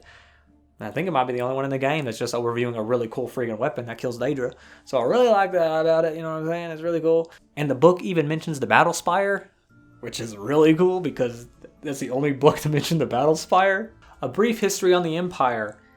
The title alone tells you what to expect when you're going into it. You're going to expect a historical book going over the lore and the history of the Empire, which is exactly what you get here. This is very essential lore for the Elder Scrolls. It's not really a very entertaining book, but the lore here is very good and very important. And hearing more about the biggest organization, I guess, kingdom of the world is really cool. And the lore is good here. It's really good. So yeah. The Holds of Skyrim. This book is, as it sounds, going over the different holds of Skyrim, and the real fun part about it is that it's written from the Empire. So it's written from the idea and the point of view of the Empire, talking about how beneficial certain areas are to the war effort and how they can use these areas to push the war forward. I like that idea about it, how it's not just a basic overview of the holds, it's going over more concepts of the war itself and what the Empire can use these areas for. I like that idea of it, and it's a tutorial on these holds themselves. See how some tutorials can be good? The Journal of Merntil Angoth. This book is sad. It's basically about written by a snow elf boy, and it's basically him talking about how the Snow Prince fell, and how after the Snow Prince had fallen, the hope of his people ever winning the war fell with him, and how he doesn't know what they're going to do anymore. The Snow Elves are now completely hopeless. They don't have anything to look forward to, but he's talking about how they might go to the Dwemer for help, and how he's very hopeful that the Dwemer will be nice to them. Yeah. I feel like I need to kind of mention the outcome of there. Basically, the Snow Elves went to the Dwemer for help, and the Dwemer said they would help them only if they took a specific drug that made them blind, and they put them deep down in the Dwemer ruins, and they used them as slaves. And over time, the Dwemer slowly evolved, the Snow Elves slowly evolved into what are known as the Falmer. That's why the Falmer are blind. And when the Dwemer completely disappeared, these people didn't know what to do. They were just down there, and slowly developed into the Falmer. So it's depressing when the boy says he's hoping that the Dwemer will be nice. The Physiology of Werewolves. This is a very disturbing read as well. It is basically a scientist, calling him a scientist I think is being generous. He is kidnapping a bunch of werewolves and experimenting on them, trying to learn everything he can about their makeup. It's disturbing because his methods are very bad. But it's cool because you hear, okay, saying it's cool sounds weird. He's going over everything he has learned from his experiments. So it's going over every detail he has learned about werewolves and how they function. But it's disturbing because he explains how every single one of his test subjects has expired. The Importance of Were. This is another book written by the same guy who changed the story to get money, you know what I'm saying? The guy who made the story more mainstream. Same concept here, he did the exact same thing with this book, but it's about the Dwemer, which is cool, and it's about a Dwemer village I don't know if they had villages, but these monsters were coming and just constantly killing their flock. And so what they decided to do was the whole city got together and talked about what to do here, and each head of an area gave an idea of what they should do to get rid of the beasts, but the warrior just said screw it, went out there and just killed one of the beasts. But every other head took credit for it. So he decided to do it again, except this time do it in front of the whole city so they could see him do it. And he learned the importance of where is just as important as how. The City of Stone. This book it's basically a city overview of Markarth, which sounds boring, but it's written by a really, really sweet, wholesome old lady. And it just sounds like her pushing down her knowledge to people younger than her about her time in the city, what you can do there. It's just very sweet and wholesome and very heartwarming, actually. I just think we need more books from old ladies. The Seed. Another story written by a guy for money, I think. And basically what this is about is an Argonian village is being very, very, very depressed by the fact that there's a woodcutter there who is just completely destroying all their wilderness. He's just cutting down every tree and selling the goods. And it's making the Argonians very sad. Until one of the ladies comes up with the concept to bury a seed of a very, very fast-going tree right under his house. They do that, and that axe ain't gonna do nothing against that beanstalk, Jack. Of Fiori and Hjolgir. This book is basically a Romeo and Juliet sort of thing. Two rival warriors fall in love, and they do the whole Romeo and Juliet outcome sort of thing. Very neat concept. It's a very short story. I wish it was much longer. If it was longer and gave us more detail, I'm sure it would be much higher on the list, but I do like the idea. I wish we had more romances, you know what I'm saying? A little bit of Skyrim sweetness. I'm very tired. Death of a Wanderer. This is about an Argonian who is dying of old age, and how he's setting up his will to give his stuff away, and one of the things he's giving away is one of the claws that you use in the Nordic ruins, you know. Put the password in, the claw goes, turns, and the door opens, and he's just explaining the concept behind it, and how after all of his years he figured out that this claw is not meant to keep people out, but to keep the Draugr in. That's why the password's on the claw. It's not really a key. It's a key itself, but I'm saying it's not really, it's meant to be a secret. It's just trying to keep the Draugr in rather than keep people out. But that did not prevent this chosen one to do that, you know what I'm saying? Varieties of Faith in the Empire. This book literally, literally goes over every single deity in the entire Elder Scrolls. Every last one, even the very minute ones who are have nothing to do with anything. And it just has a sentence explaining them. It explains every single one of them. It is very cool to hear about it, and it's a lot of lore and a lot of important stuff. And I think it's really cool to use this one as a reference material for other stories. So it's really cool to have that there. No good stories, but it's really cool lore. There be dragons. This book is basically going over a lot of theories around dragons and how they were and how they functioned and basic ideas around the concepts of what dragons used to be. Again, this book probably should be much lower on a lot of people's lists, and that's fine by me. I just really like dragons, and I love the lore around the dragons in the Elder Scrolls universe. So it's cool hearing about them and how some of these theories actually stand up to truth. Songs of Skyrim. This book is literally exactly what it sounds like. It is written lyrics of all the bard songs in Skyrim. It actually goes on to point out how this book is actually written by the Bard's College, and it goes over a paragraph explaining what the Bard songs are about and what they represent, which I really like. This should be much lower, I'm aware, but I really like the Bard songs in this game and how the Bard songs have lore behind them and have different political stances to them. I like that about it, and I like songs, so I gave it some points. I need some water.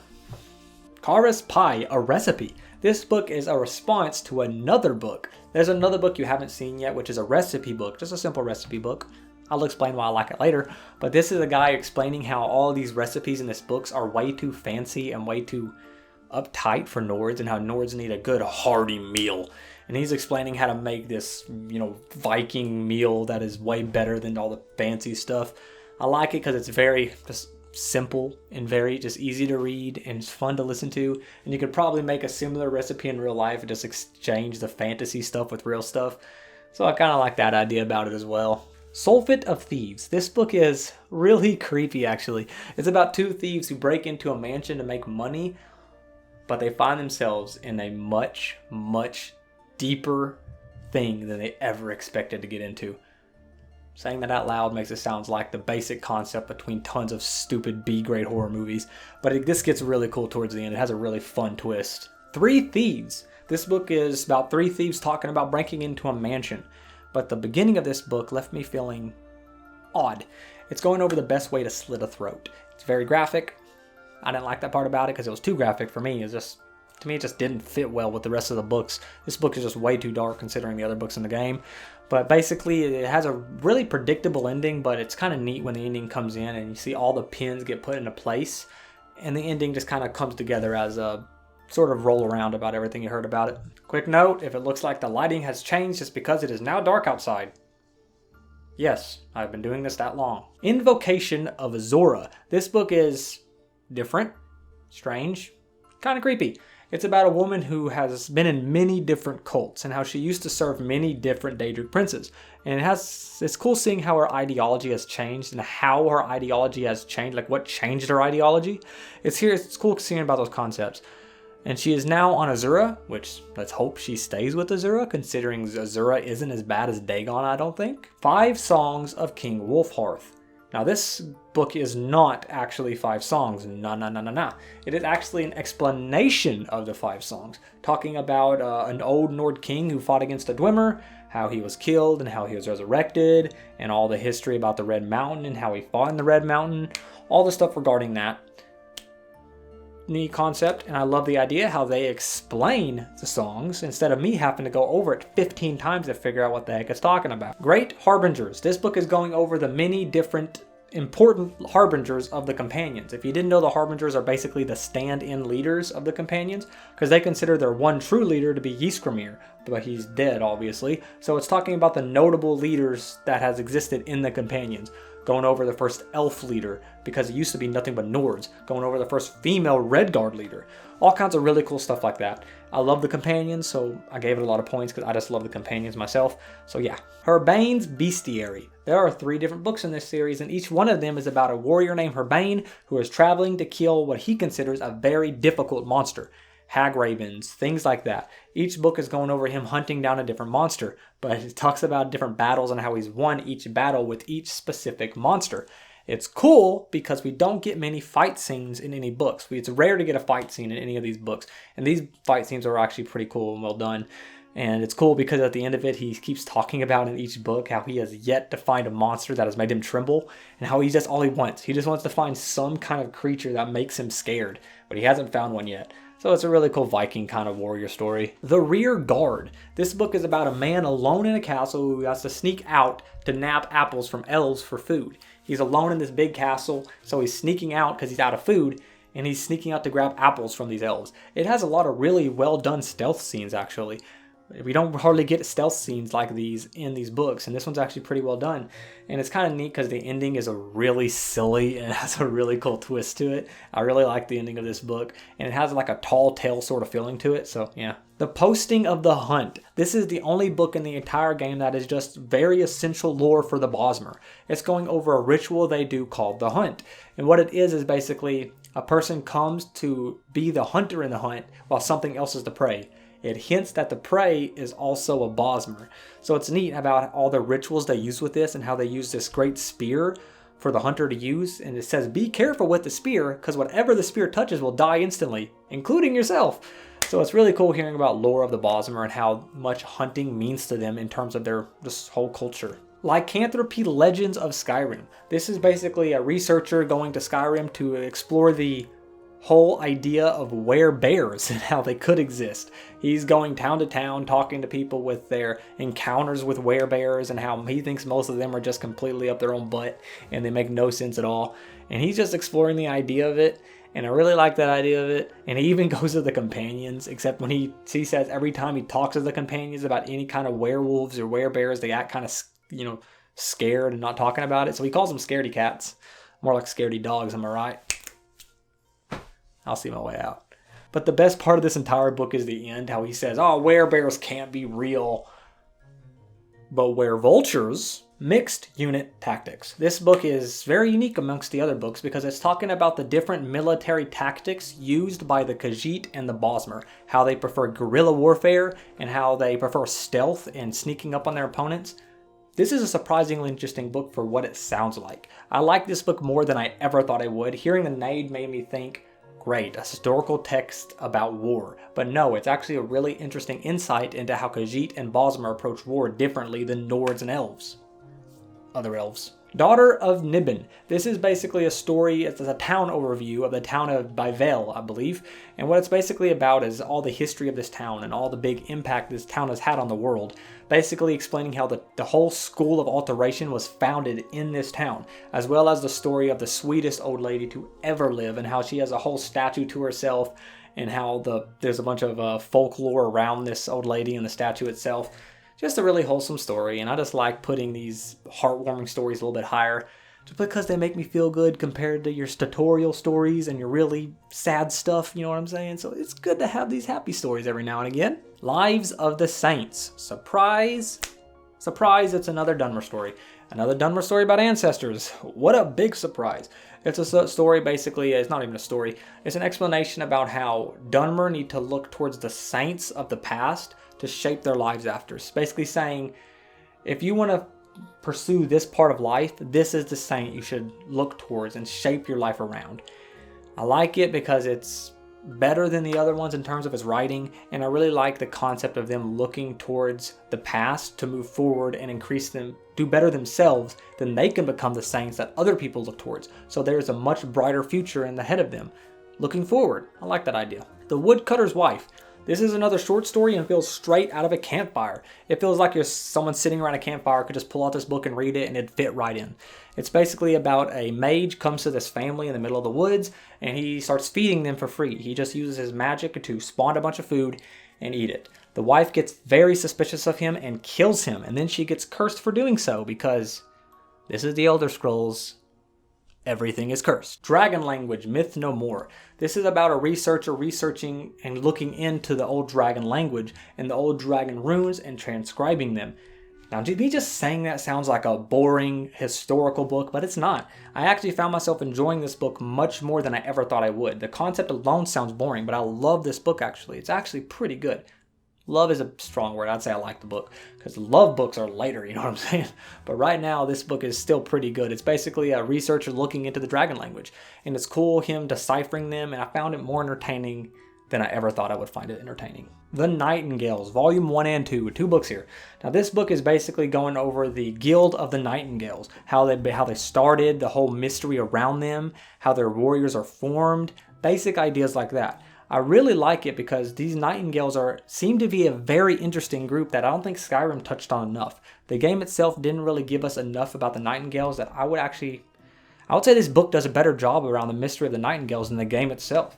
If you want to know about a mysterious organization around a bunch of thieves, I'd say this book is a good example to go into. Admonition Against Ebony. This book is basically explaining this cursed weapon and how no one should touch it, saying anyone who touches the sword will become a madman, and how only crazy people would ever even think to pick up this weapon. I don't know if he's just talking about ebony swords, because he doesn't actually say it, but the title suggests it. But I do like the idea of this cursed weapon, that this writer is saying, don't touch this weapon. Do not touch this cursed weapon. It will ruin you forever. I like that idea about it. It's a really neat concept. Might be too high on the list, but I do really like the idea around a cursed weapon because it's the only one in the entire game around it other than like Maroon's Razor, but that's not as much a warning as it is just explaining it. You get the idea. The Windhelm Letters. This book is extremely realistic. It feels very real. It feels like something that could happen in our real life. It's basically this woman writing to her husband, talking about how the city she's living in is slowly getting more and more desperate and hungry and into this middle of this civil war, it seems like. And it's really cool because as she's writing the letters, the dates change. So you see like how the city is changing as time goes on as she's writing to her husband, begging for him to come home. It feels really real. It feels like not even mythology, you're not even out of a game. It feels like something that could have actually happened, which gives it a really cool mystique to it. Diary of Fair and Garwin. This book is another diary written by a snow elf. It seems to take place after the fall of the Snow Prince, but before they're taken in by the Dwemer, similar to the one that was written by the little boy.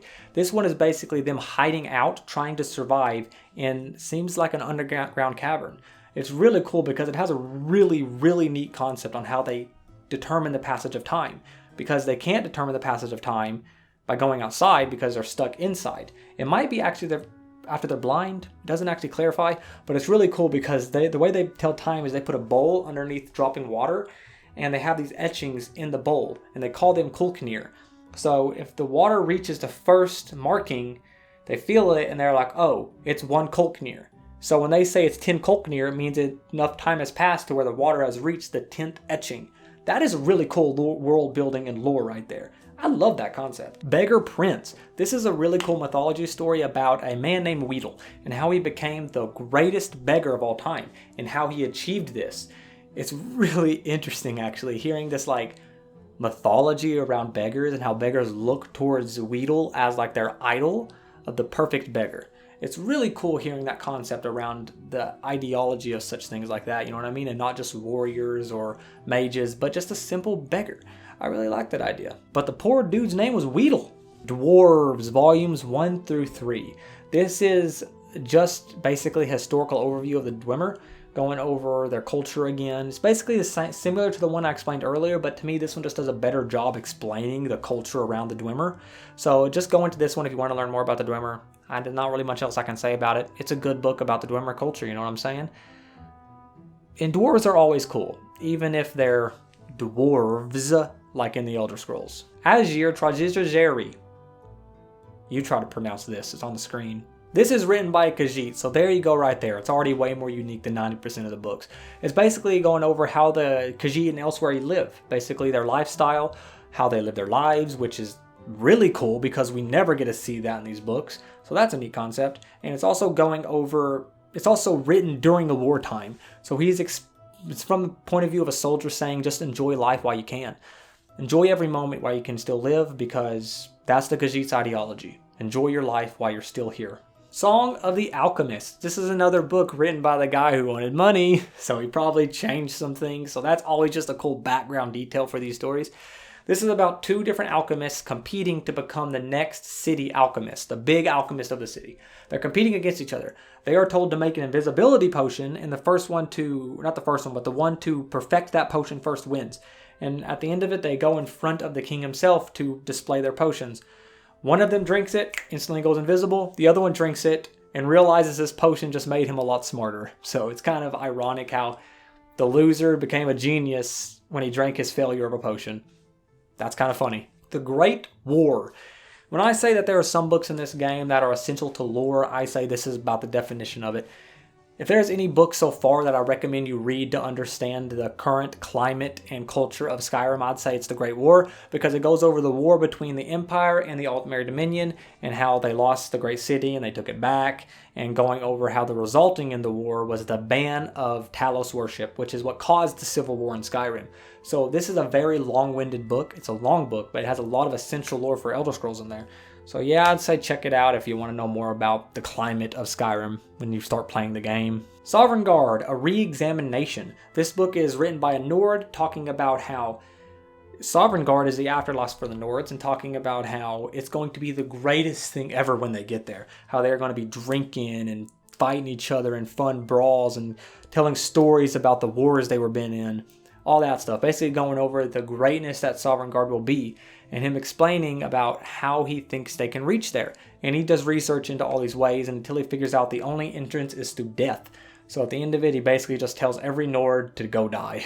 Breathing Water. This book is basically a guy trying to discover how to breathe underwater. So he goes to a mage and he tells her, teach me to breathe underwater. She teaches him and he uses it to go underwater to a ship to steal its goods. The ending is the definition of ironic, and I love how they handled the ending of this book. I am not going to spoil it for you because that final line in the book is really cool. It's a short book too, so I actually recommend you check this one out, even though it isn't super high on the list. Check out Breathing Water because the ending is really interesting. Biography of the Wolf Queen. This is another example like the biography of Berenzia I mentioned earlier. This book is basically a worse version of a story later on. It's about a tyrannical woman who tries to take the kingdom away from the queen. Now listen, I'm not going to explain the story here because again, this is just a worse version of that story later. I'll mention the connection later. I'll mention the connection to this story. So yeah, you'll see when we get there. The First Hold Revolt. A bit of a middle finger here. This is the same thing as the last one.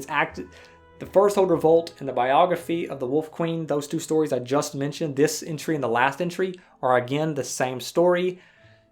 But the one later is there are 3 books about the same story. And that one later on is just the best of all 3. You kind of get what I'm saying here? These 2 books are still good. That's why they're this high on the list. They're still good books, but the other one is a better one. You'll see when we get there, all right? But hold on. Children of the Allmaker. This book is going over the Skull. The people who live in the DLC of Dragonborn. My brain is too fried to think of it right now. Solstheim, yeah. It's about the people who live in Solstheim, the Skull people, going over how they differ from regular Nords and how their ideology changed, how they got to where they were, and how they only believe in one deity, that being the Allmaker and not the other pantheon that the rest of the world believes in. I like that concept, and I really like the Skull people. This book lays out a very interesting culture. I love the culture that this book really sets in stone, and it makes great groundwork for the Dragonborn DLC as well. Amongst the Draugr. This book is basically a researcher from the College of Winterhold who is venturing into the different Nordic ruins to research the Draugr. But it's actually kind of neat because he eventually integrates into their society somehow. And he even talks about how his next step is to try to communicate with them and talk with them, which probably ain't gonna work, but it's kind of neat, right? Azadal's Descent. This book is basically a guy who discovers that elves have killed all of his people and his entire town. And he just instantly, I'm going to get my revenge. He's like, I'm going to get my revenge. I'm going to kill every single elf. So he keeps delving deeper and deeper into darkness until he eventually becomes a dragon priest. And that just goes to show, if you look too deep into the void, Thousands of years later, a screaming, angry Nord is going to run at you with axes and kill your skeletal remains. Final lesson. This story is basically the story of two different enchanters who are taught by the same master, but eventually they diverge and go into two completely separate directions until they meet up again at the very end of the book. It's really cool how it goes into the concept of two people who start at the same place can have such different outcomes depending on their environment and what they're around and who they're taught by. And it even has a really cool section of a person who is like sneaking around, really good stealth section as well. I like that part of the book too. We're just in a good section at this point, man. The Locked Room. This is a story of a woman who is learning to be a great lock picker, to pick into locks. And her teacher is a really just a bad dude. And it's about her getting her revenge on this teacher by doing the same thing he did to her, but proving that she is better than him in every way at it. It is a really satisfying ending. The dude gets what he deserves, honestly. And it's cool just to see a good revenge story actually flesh out the way it's supposed to. Chime of Amidium. This is another book written by the dude who wants money, changes the stories for money. You get the basic idea at this point. It's another book by this guy. It's basically about the Chimer and the Dwemer who finally make peace with each other. And so the Dwemer, as a peace offering, give the Chimer this giant mech. This mech that can just absolutely wreck crap and destroy everything. And so since they have this powerful weapon, they're like, we could probably wage war against the Dwemer now and win because we have this ancient weapon. But surprise, surprise, the weapon is actually just a guy in armor. It's really cool. Dunmer of Skyrim. This is that book that's connected to the Nords of Skyrim. The Nords of Skyrim, the book I mentioned earlier about how Nords are more than just barbarians and how they're actually very cultured and smart. This is the response book I was saying is way better. It's basically a Dunmer going off. He's just angry, ticked off, explaining about how the Nords say that, but yet they treat the Dunmer like dirt. They treat them like dogs, but yet they have the gall to say that they're academic people. So he is just going off about saying how the Dunmer will rise up and prove their worth and prove that they aren't just dogs. And I really like how it recontextualizes the book Nords of Skyrim, even though they aren't directly linked like that. I really love this book. It's a really good one. Alduin is Real. This book is just written by a guy who is, it seems like a normal, regular peasant. He is simple, if you know what I mean. He writes it in a very scatterbrained way. The words are just how they sound, so they aren't actually spelled right. And it's written in a very unique way compared to most books in this game. It's written in a very realistic way, how most peasants would probably write in this actual sort of medieval time period.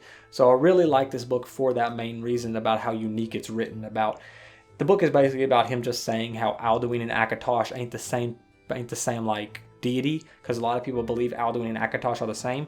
He's just saying that they're different, but it's the way it's written that's interesting. Olaf and the Dragon. This book is about the great King Olaf and his battle with a vicious dragon and how he conquered the dragon and won. But that's not the interesting part. The interesting part is the end of the story, when it's going over how this could all just be complete hogwash, and how it could all be fake, or it could all be real. And it's going over the concepts of if it's real or if it's fake. And I really like that idea about how it's dissecting folklore and seeing if it's real or not. Could be fake. Done. Done. Done. I'm making the sound effect with my mouth so I don't have to edit it in. I'm sure future Longbrow is very happy that he doesn't have to edit anything else into this video. The Axeman. This book is about an assassin who uses an axe. It's going over how it's such a unique weapon for an assassin to use, and so he is explaining how he got so proficient with an axe. It's a really neat story, him going over his past and how he was basically Karate Kidded into using an axe as a weapon, going over how like his life before had taught him all the things needed to perfectly wield the axe as a weapon, and how his assassinations are perfectly fitting for his mindset. It's actually a neat lore building story, just a simple story. I like it. Troll Slaying. This is another species overview of the trolls, but this one is good because it is so tongue-in-cheek. The writer is hilarious, explaining how people who die from trolls are just idiot people who didn't buy his book, and how you are now the strongest warrior in the world because you bought his book, and a bunch of just self-aware humor like that. It's books like this that I find myself enjoying a little bit more, just because they're so self-aware and silly, and they have fun with the concept of a tutorial basically. So yeah. The Book of the Dragonborn. This is another historical book going over all the myths, rumors, and history of the legendary Dragonborns in history. It's cool because At the time of the person writing the book, there had not been a Dragonborn in so many years that people believe that Dragonborns could have just been myths. And he's going over the potential of them being real and what they could be like if they were real. I really like that idea about it, especially knowing that, we know what happens next. Us. You know what I'm saying? The Guardian and the Traitor. This is another of those mythology books that's really good, except this one is the Skull People. They believe in ancient times there were two big bads, kind of like, not big bads, big people of sorts. There was the Traitor and the Guardian. The Traitor had betrayed the people and basically just turned his back against them and tried to defeat them. And the Guardian defeated the Traitor and banished him away in order to protect the Skull People. But the Skull People believe the Traitor is not dead and could come back at any time, and the Guardian is there all the time watching over them to protect them. It's another mythology book, but I really like this one because it has a different vibe to it, and it's not just a simple Daedra and Aedra we know of. It's a different concept because it is the skull, and I like that about it. Orsinium and the Orcs. This book is surprisingly very good fresh of breath air. It's basically two warriors who want to battle in a gladiator duel. But there's no bloodshed. It's actually very relaxing and calming the entire time. Everyone's just nice to each other, actually. It's really interesting because of that. It's basically a Bosmer who's going to fight an orc, so he is training to do so, and they're fighting in like melee combat and not range combat. Of course he loses, spoiler alert, but it's actually a really interesting tale of a Bosmer trying his best to know he's going to lose, but he's trying his best, and it's an interesting story because of that. Boethiah is proving. This is the story of a guy who is a member of the cult of Boethiah, and they summon Boethiah. And it's about how all of them are killed except for one guy because he proves that he is a heartless monster because he kills the guy standing next to him. And Boethiah sees that as him proving himself to be a worthy follower because any follower of Boethiah knows what she wants, and it's that. So I like how it tells you about the Daedric Prince. It actually gives you good information. It's lore building, but done in a fun way. I like that because a lot of the lore building is just, this happened here, this happened there. This one just teaches you, but in a more entertaining way and more engaging way than just explaining it in a paragraph. The Cake and the Diamond.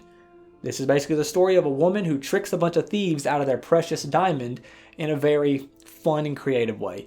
The twist ending can be seen from a mile away. The twist is not a good twist at all, but I do like the overall story. It's a very simple, run-of-the-mill story, but I find it entertaining enough to put it this high on the list, as you can probably tell. It's a pretty good one. The Third Door. This is a song about an axe-wielding warrior woman. So we already have a very unique protagonist considering a lot of the books in the game. This is about a woman who is the strongest person in all the lands until she finds one man who is stronger than she is, and she instantly falls in love with him. But he's already in love with another woman. This book has a great rhythm to it. It has a great flow. I love the rhythm and just the beats of the song. It's really interesting. But the ending is, if I can't have you, no one can. If you kind of get where I'm leaning. Nerevar at the Red Mountain. This is another seemingly historical book about the lead up to the Red Mountain. But the interesting part is that this book sees the tribunal as very, very, very evil.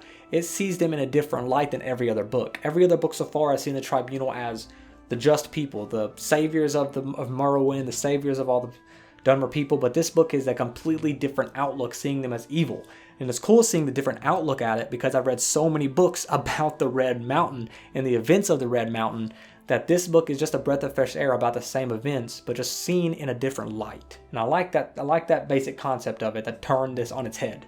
Deathblow of Abernanit. This story just felt epic. It's basically about a guy who is raiding a tower to kill a very evil man. This sounds like a very simple concept, right? It is a simple concept. It's a bit confusing at the beginning, but the best part of this story is when he reaches the top of the tower and he actually fights this evil man, because this is the best fight scene in the series so far. All the books behind it don't have a fight scene near as good as this one. This book just has a really interesting fight. Better than most of the other books, you know what I'm saying? There are better examples of fights later on, but this book has a really good fight scene. And that's rare in these books, believe it or not. Most of the books are just lore or tutorials. So it's really cool to have a good just action scene in a book. So yeah. Fire and Darkness. Can you even just guess what that's about because of the title? Did you guess the Dark Brotherhood? Wow, what a surprise. Every book about the Dark Brotherhood is always called The Deepest Darkness or The Darkness of Dark and The Darkness Within the Darkness. anything like that. But basically this is about the Murag Tong and the Dark Brotherhood and the differences between them and how they eventually split up into two separate beings. So it's cool seeing the split. But the best part of this entire book is the very beginning where it acts as a documentary. I love the beginning of this book more than any other part of the book. That beginning is so good that I've actually put it this high on the list. I really like the whole concept of a documentary around how the Murag Tong and Dark Brotherhood split into two separate entities. The Exodus. This book just made me really stinking sad. It's a really creepy book, man. It's about a father and mother have a daughter who is very sick, and they are doing everything they can to heal her and make her better. But no one can help her. Eventually, they find their way to a bunch of necromancers who say they can help her, and they try to help. But their form of help, they're necromancers, so you can kind of assume what their form of help is. It's a very sad book and very creepy, but it does its tones well. The tones it's going for, it does well. But yeah. Helgard's Tale. This book has a really clever part. I'll give it that much. It's basically about a man who is known to be way better in armor than out of armor, at everything. When he's in armor, he is an amazing, at everything. He's faster, he's stronger, he's more agile. When he's in armor, he's that. But when he's out of armor, he's weak, fragile, and slow. And he's married to a woman, and his ability is not very good, because you're naked when you do your ability. And so she seeks the arms of another man. Eventually, he finds out, and then he proves that his ability is better in a full suit of armor. It's exactly what it sounds like. Bethesda, let your writers go home. They're obviously very wound up. Rimonada. Explaining this book is hard. I don't really know a good way to explain this book. It's another mythology book that reads like an ancient text because it is an ancient text. It's supposed to be a super old book, but I think what it does correct is just it feels like an old book in a correct way. It goes over a lot of really essential lore, like the founding of Sancre-Tor, the birth of Riminin, who is a very important lore character. It goes over a bunch of essential lore, and it does it very well, and it just fits the aesthetic it's going for, like an ancient textbook. I like that about it. It's hard to explain why it's so high on the list. I just think it deserves to be here. Dwemer, History and Culture. Hearing that title, you probably think it's a very boring history book. It's not. It's not a history book at all. It is a person just going off. He is just so ticked and mad that there's this author who writes Dwemer books, except he romanticizes them and changes the lore a lot. Could it be the writer who changed the stuff for money? You know, the guy I'm talking about earlier who kept changing books to get more money? This is about an actual Dwemer historian just flipping out, saying this guy is just a romance author and just ruining the lore of the Dwemer. It's just a dude going ham, man, and I love it about it. The Apprentice's Assistant. This is another tutorial book, except you know how that one killing before you're killed is basically a tutorial on how to do melee combat, but in a fun way? This is the same thing, but for a mage. It is teaching... I pointed out my script, by the way. I'm so tired. This is basically the same thing, but for mages. Teaching people how to be mages, except it's done in a very tongue-in-cheek way. She's saying how you are now the luckiest person in the world because you bought her book, and you're being taught by the greatest mage to have ever existed. It's just always just uplifting like that, and very silly. And I really like it for that reason exactly. The Cabin in the Woods. This is a horror story, obviously. Now what it's about is basically a soldier is traveling through the woods home, and he comes across a very, very creepy ghost lady. Sounds simple, it is very simple, but it's done very well. It's also a pretty long story, and it feels like a campfire story. I actually told this to my wife without telling her that it was from Skyrim, and she found it really creepy. I just sat in there and I was like, hey, you want to hear a horror story? She's like, sure. And I remembered the whole thing, so I just told it to her, and she said it was pretty creepy. Then she said she assumed it was from Skyrim because I had been going through the books for 4 days at that point. So yeah, I think it's just a fun little creepy horror story. Ode to the Tundra Striders. This is a very different one. It's hilarious, man. It is basically a guy daydreaming about owning a mammoth and all the adventures they would go on if he owned a mammoth. It is just as absurd as it sounds. It's a poem of him saying how they would venture through the different plains and having great times together, and how he would sit at a campfire with his loving mammoth. It is just so stupid, but so entertaining to read. Coringe Letters. I think that's how you say it. Basically, this is letters between two people talking back and forth as they're trying to look for Azura's star. It goes into a lot of detail about what they're up to, how they're tracking down the people who currently have a 0 star, and everything like that. Now listen, the interesting part of this is 3 books, but the interesting part of all of these is the fact that it gets weird, man. It gets so weird with so many twists and so many betrayals and backstabbings, and the ending is just so fun. But it's kind of hard to follow. You have to go through them a few times to kind of understand what the story's trying to get at. But once you do understand it, it's a really interesting story about revenge and all that kind of neat stuff. Report, Disaster at Eneth. This is another one of those historical books that isn't really fun to read, but it has a lot of cool lore and a lot of interesting plot points. Basically, it's about the failed invasion of Akavir. Anyone who loves history will love this book, as it reads like a historical textbook. Again, I can't really justify where it is on the list. I just think that the lore is very interesting and that this book does a good job covering the lore. Yeah. A Tragedy in Black. A Tragedy in Black indeed. This book is very sad. Basically, it's about a boy who is trying to figure out how soul gems work. And he delves deep into some really dark stuff in order to figure out how soul gems work. And you can probably assume the outcome of the story when he summons a Daedra to teach him. And the Daedra teaches him all right. Neat how that works, huh? Purloined Shadow. This is a pretty interesting book. It's about a girl who is seeking out the guidance of the world's greatest thief to teach her to be the greatest thief like he is. Now, they deceive of a plan to rob Nocturnal of her cloak. If you don't know, Nocturnal is one of the Daedric princes. Now, here's the thing. I don't want to spoil the ending because the ending is also one of those really satisfying endings. Again, I would recommend you read this book. I recommend you just go in there. It's decent length. I recommend you just read it because the ending is just so satisfying when you see that ending. It's really cool. The Gold Ribbon of Merit. This is a story of 2 different archers, how they went in different ways. Kind of like the Enchanting one, except this one's better. Basically, one of them went off to learn archery in a very textbook kind of way. The other one stayed home and learned archery in a very natural way.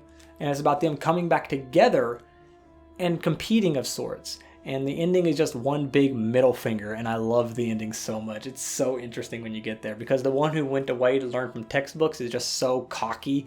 It's just a really cool ending. The Red Year. Another story about the Red Mountain. What a surprise. But this one is different and cool. It's about a person going around talking to different civilians about how the Red Mountain affected them.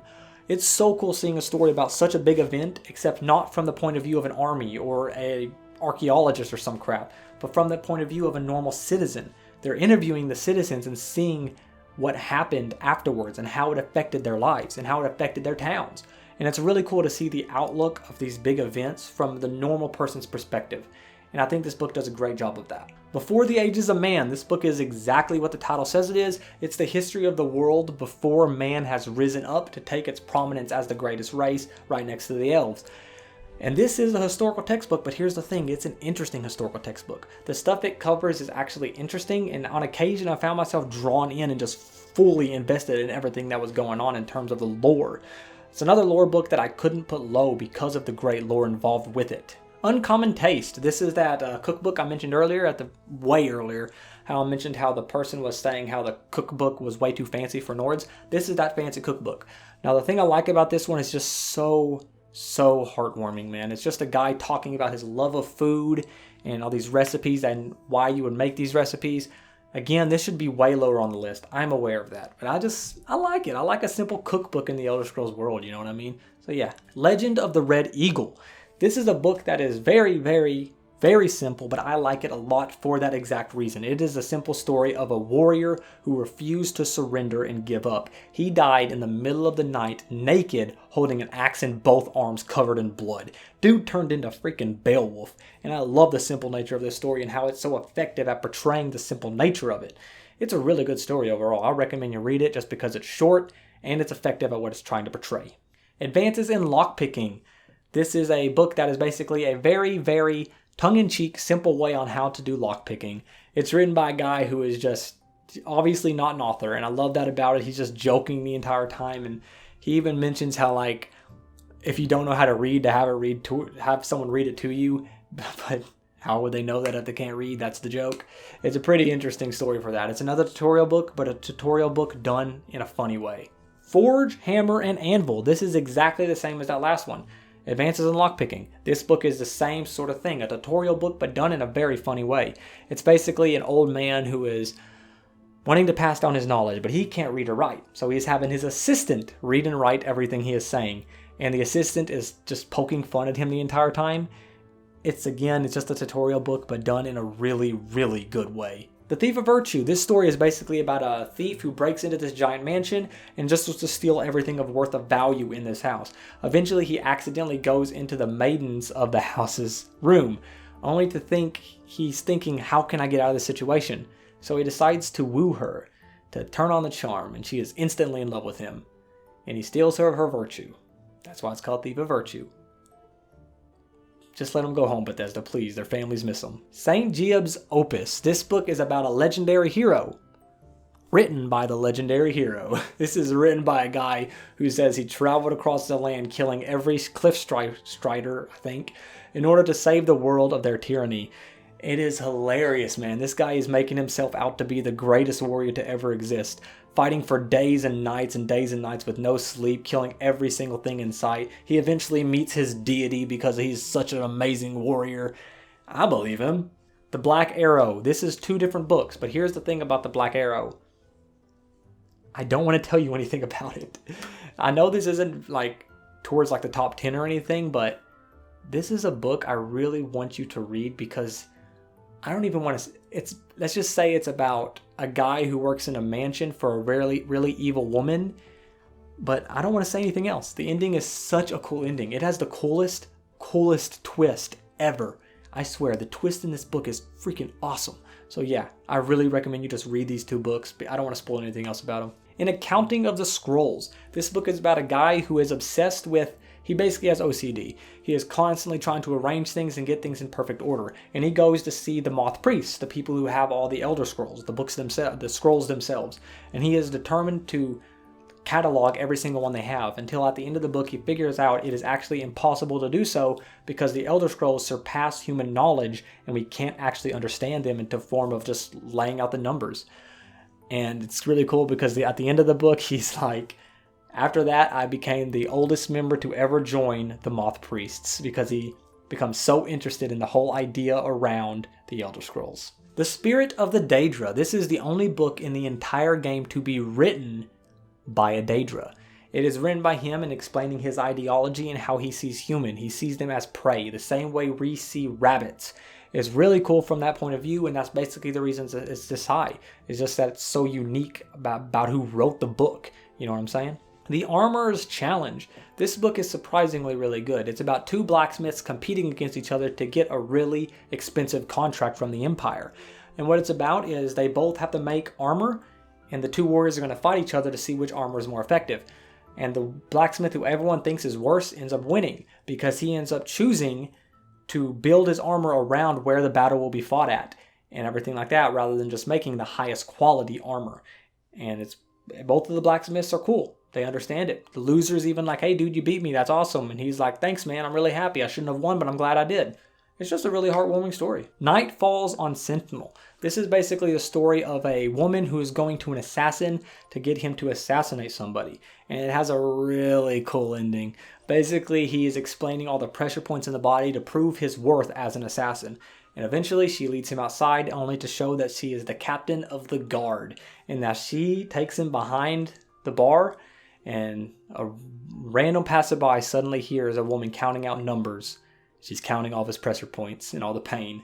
It's a really cool story. I like the ending. Song of the Askeld Men. This is such a cool book, man. It is so peaceful. Basically what it's about is it's from the point of view of a dying man. He is on the battleground, laying on the ground, looking at all of his men around him dead.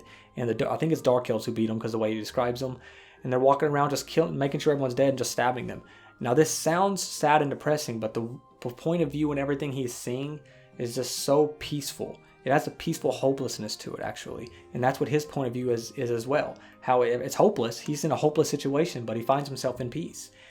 And it's really beautiful because of that, actually. Kolb and the Dragon.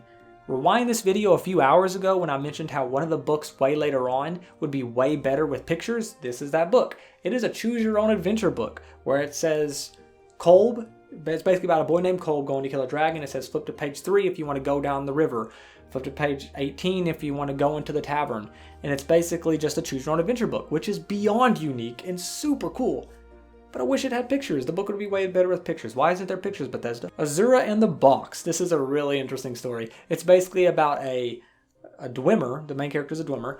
And he is trying to prove that the Aedra are not all powerful. And he wants to do that by using Azura as his testing dummy. And he just basically... It's hard to explain the entire story without just spoiling everything. But it has a really cool ending and a really cool plot twist sort of thing at the end. I love this story, actually. It's a really interesting story about a guy trying to deceive an Aedra, or Daedra, whatever. It's a really cool book. Ice and Chitin. This is a really cool book about like planning and coming up with a whole plan to get out of a hard situation. These people are in a tower surrounded by an army, and they could go this way towards the army to survive, or go this way towards a frozen lake. And they come up with a plan in order to get out of their current situation. And it's really interesting how they do it. And it has the really cool final line. The last line in this book just connects everything, and it's so cool. This also has a really cool action scene. Again, action scenes are hard to come by, but the whole scene of them going across the ice is such a well done action scene. I can imagine it all in my head. It's really cool. The Song of Pelennor. This consists of 8 different books. Me trying to explain that would be nearly impossible, but the basic gist is it's a story of a guy named Pelennor and his ancient history and everything he has done for the world. He is seen as a legendary hero when humans were fighting against elves, and everything he has done to try to beat the elves and free the humans from their captivity as slaves. It goes into how he raged out and killed a bunch of elves, how he was challenged by these elven generals, and how he proved his worth as a warrior by fighting them. It even has a great ending mantra of sorts. But yeah, that's the basic gist. I don't recommend you read it because it is so long. I just put it this high because after reading it, I thought it was a really cool story, but I think it might be just a little too much for some people because it is hard to understand because it is an ancient textbook. But I think the story overall is really good, but it's just hard to follow sometimes. 16 Accords of Madness. There's 3 different volumes of this book, and basically what it's about is Sheogorath competing against other Daedric princes. Each book he's going against a different Daedric prince, and he's proving that he wins every time by using madness and betrayal of sorts. He outthinks them and beats them in ways they don't expect. It's really cool because Sheogorath is a really interesting character and a really interesting Daedric prince, and he is proving that he can win any fight as long as he uses his mind instead of his brawn. Myths of Sheogorath. This is the exact same thing as the last one, except instead of him competing against Daedric princes, it's showing what he has done to humans. It's going over a bunch of concepts that Sheogorath has caused and a bunch of different things he's done to humans in the past. And it's really cool because, again, Sheogorath is a really fun character, so just hearing more about him is just interesting. I put these 2 together because they feel the exact same in terms of what they're doing. Songs of the Return. This is 5 different books. It is about a bunch of warriors who are traveling to Tamriel from somewhere else. And the ending of the first book has a really cool twist where it's like, oh yeah, by the way, these are the companions, baby. Ysgrimir's on these boats. Him and his 500 companions are coming to Tamriel to take over it. Not really, they're just venturing there. Kind of take over it. They want to make it their land their own of some sorts, and they plan on fighting anyone in order to achieve that. The other books go into more detail about what happened after Ysgramor died, and where the companions went afterwards, and how they found their homestead in Whiterun, and what they do, and how their ideologies changed, and how they turned from just regular warriors to defenders of the innocent of sorts, swords for hire. It goes over all the steps that the companions went through. It's the history of the companions, and I love the companions, so this is really good books overall. Words of Clan Mother Anisi. This is the creation myth of the Elder Scrolls, going over how the whole universe was created, but it has a really cool twist in this one. This is the creation myth in the minds of the Khajiit. So it's all the same characters, but with slightly different names and slightly different descriptions. It's really cool because it's the story I already know, but they put a cool twist on it by showing how Khajiits see it compared to the normal races like elves and humans, which is what we usually hear the stories from. So it's neat in that regard. The Rise and Fall of the Blades. This is a history overview of the organization of the Blades. If you played Oblivion or even Skyrim, you know a lot about the Blades. They played a much more prominent role in Oblivion, but the Blades are a really interesting organization, and it goes over how they are determined to defend the world, even if the world does not agree with them. And the end of the book heavily hints at the chosen hero, which is who we play in Skyrim. And it's really cool how they just dreamed of their hero coming back, and that's who we play in the game. If only Delphine was a better representation of the Blades, because she wants us to kill Paarthurnax, and I would rather throw her off the throat of the world than dare lay a finger on my scaly friend. The Madness of Pelagius. This is about the Mad King Pelagius and everything he's done. This is such a cool character because there are so many books that hint at Pelagius and talk about Pelagius and everything the weird crap he done. But it's cool just hearing a book just talking about him and not just referencing him, you know what I mean? He's a really cool character, how he would just squawked and groaned and made funny noises during important meetings, and how he just stripped naked and would run around the city and all this kind of funny stuff. It's just a really funny story overall, and I think Pelagius is such a cool character. The Code of Malekith. This is an overview story talking about how the Orc strongholds function and how they work, going over their ideologies, the basic overviews of what the Orcs do in their strongholds and why they form them, things like that. It's really cool because I find the Orc strongholds as such an interesting concept in the game, and there's so little books about orcs that this is just such a breath of fresh air. And it also says how like the chief of the Orc stronghold is basically a harem protagonist, which is okay. Thirsk, a revised history. This is the history of a legendary mead hall where a bunch of warriors gather to tell their stories of defeating monsters, and they drink booze and just talk about all the wars that they fought in and all the monsters they fought. It's really cool because it's going over how the leader of this mead hall is the strongest warrior. And when someone proves that they're a stronger warrior, they take over the mead hall until someone proves they're stronger, and until someone proves they're stronger. It's just constantly flowing, and it's really interesting, man. It's just a fun story about a bunch of Vikings coming together and just drinking booze at this really cool mead hall. I just want to beat Gizzle Roundgut, dude. I want to meet him. Where's Gizzle Roundgut, Bethesda? Where is he at? Bone, Part 1 and 2. This is a story about how bone meld armor was first created. Basically, it goes over the history of why bone meld armor was made and how it was made in a desperate situation. It's about a bunch of people in a castle, and basically they're constantly getting murdered. They can't even leave their castle to get water at the wells because a bunch of Nords are killing them. And eventually they run out of armor and they have to make new armor. And that's how bone meld was created. And it gets very dark because there's no animals, but there are a lot of dead people. You can kind of see where I'm getting at this. The Marksmanship Lesson. This book is the definition of the ending that just makes you scream in joy. The ending is so satisfying with this one. It's basically about a Bosmer slave who is hired. He's not hired. He's basically recruited to teach the master's son how to shoot a bow. And he's trying to do so, but the master sees that the kid still hasn't even hit the target after a month of learning. So he starts beating the Bosmer until the Bosmer tells the boy what to do next. The Bosmer was telling the boy how to properly determine the wind in an entire month. And the boy shoots up, the arrow catches the wind, does a big wiggle diggle until it hits the master in the back. I've spoiled the ending because the ending is really satisfying. How it's all about how the Bosmer knew what was best even if the master couldn't see it. Determining the wind speed is the first thing you need to learn, and he said it's the most important, and he proved it at the end by getting the master back. Walking the World Volume 11. This is a town overview of Solitude. Again, you're probably wondering, why is just a city overview so high on the list? It's because it's just so relaxing, man. It's basically a Khajiit talking about everything he experienced while he was in Solitude, and it's just so homey feeling. It feels like you're walking next to this Khajiit the entire time, explaining all the sights to see and everything to do in Solitude. I love it a lot, man. It's really cool. This is the 11th book in the series because the first 10 aren't in the game. Bethesda, why do all the weird ones? Why not just do the first 10 volumes of this guy going to every city? I like this Khajiit. I want to see more of this Khajiit. We don't see any more of this Khajiit. Shadow Marks. This book is basically a guide to help thieves in the future in the Thieves Guild. It is going over the different marks that the thieves leave around the world to help other thieves do better in them. Like a mark for danger, a mark for treasure, a mark for traps, all that kind of fun stuff. It actually has really cool drawings of the marks, and it actually explains what the marks are in a very tongue-in-cheek, very casual way. Sorry that I'm stumbling over my words. I've been doing this for literally 4.5 hours. Nope, 5.5 hours. So my throat's kind of giving out on me.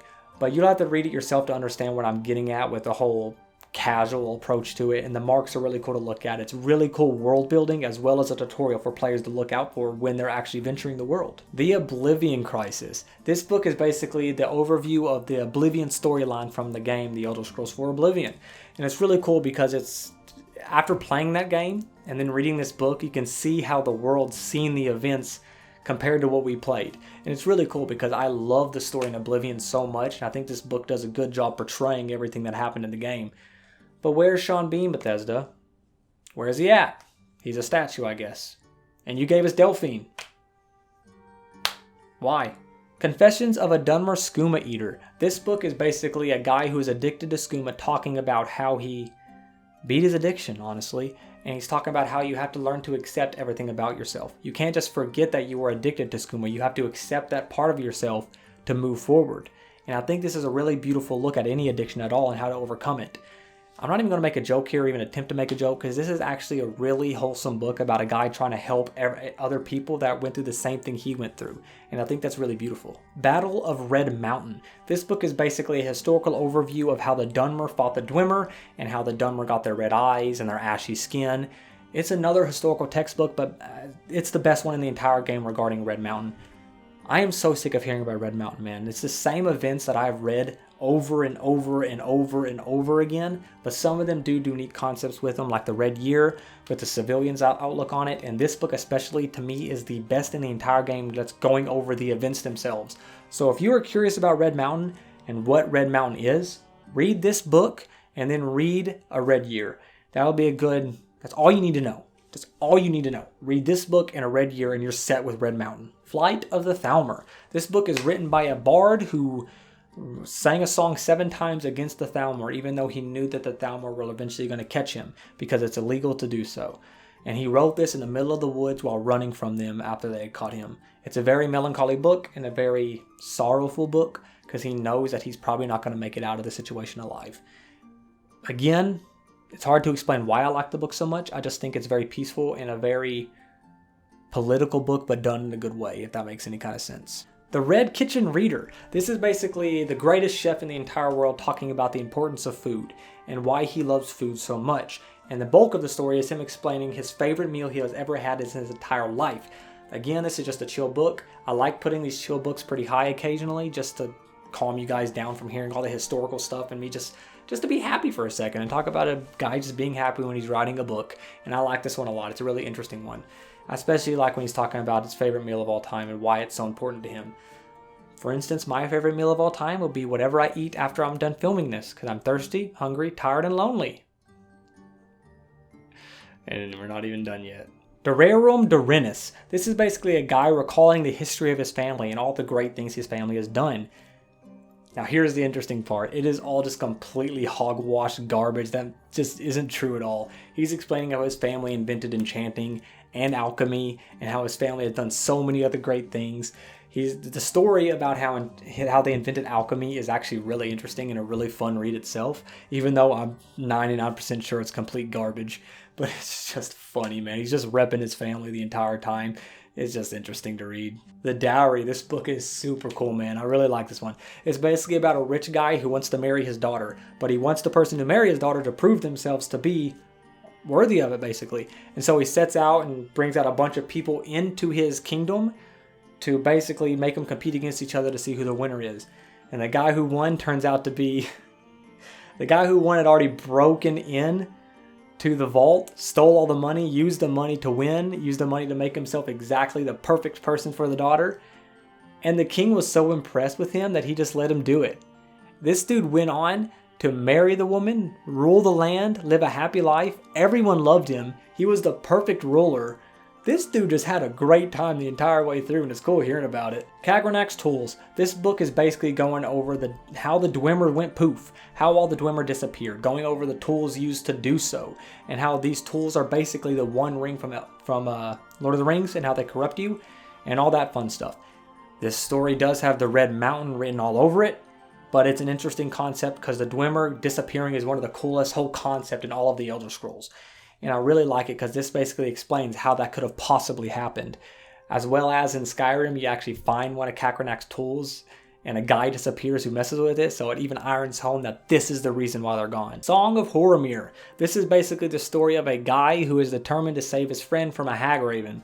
He goes in there and he just woos a Hagraven. He instantly makes her fall in love with him. He marries her and he leaves her in a very, very smart, conceived way in order to get away from her. And then at the ending, it turns out this Hagraven is actually nocturnal. My guy married a Daedric prince, escaped with his life, got away, and lived happily with his best friend. Like, they just went on many more adventures and all that kind of fun stuff. It's a really funny story, man. Trap. This is basically the story of a guy who ends up stealing some gold, feeling very guilty for it, and ends up going into a deeper rabbit hole than he ever expected. Vampires.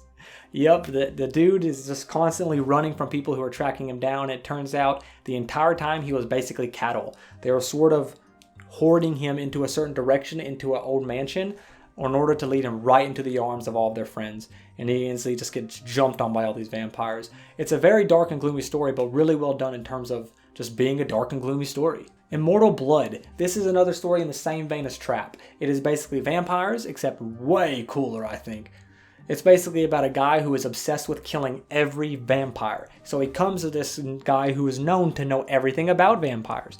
And he's using this guy's knowledge and his skill as fighting in order to track down and kill vampires. Until at the end of the book, it turns out the guy who knows everything about vampires just so happens to be a vampire.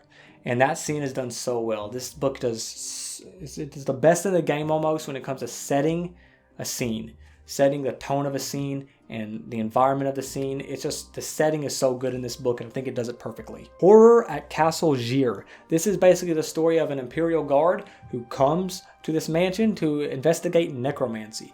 And basically, I don't want to spoil it. The ending has a really cool ending. It has a really cool, surprising ending. And the main characters are Argonians, which is also really unique for this. I don't want to spoil the ending because the ending is so cool. The Children's Aeneid. This is the creation myth of the Elder Scrolls, how the whole universe was created, what a lot of people believe had happened to create the universe. This is too long of a story to go over. I did a video a while ago explaining it if you want to check that out. But it's a really interesting concept, and it feels a lot like mythology, which is what it is. So it sounds interesting. Vernakis and Borlor. This is basically the story of a really cowardly Daedra who is rising up the ranks by just being a coward, and how an archer is determined to kill him. Now, explaining why this book is so good would spoil the ending, which is one of the coolest endings in the game. I've said that several times, but this one really deserves where it's at in the list because of that cool ending. As well as the story is set up as a bunch of guys in a bar just shooting drinks and talking to each other and telling crazy stories. And this is one of the stories one of them tells. Check this book out, honestly. I really think you should check this book out as well, just because it's a really cool, satisfying ending. A Game at Dinner. This is a really cool book. It's about a prince who thinks everyone around him is a spy. Plot twist, they all are spies. And basically it's about a guy at dinner, and the prince is like, I know all of you are spies. And you think I poisoned your food. I poisoned the silverware.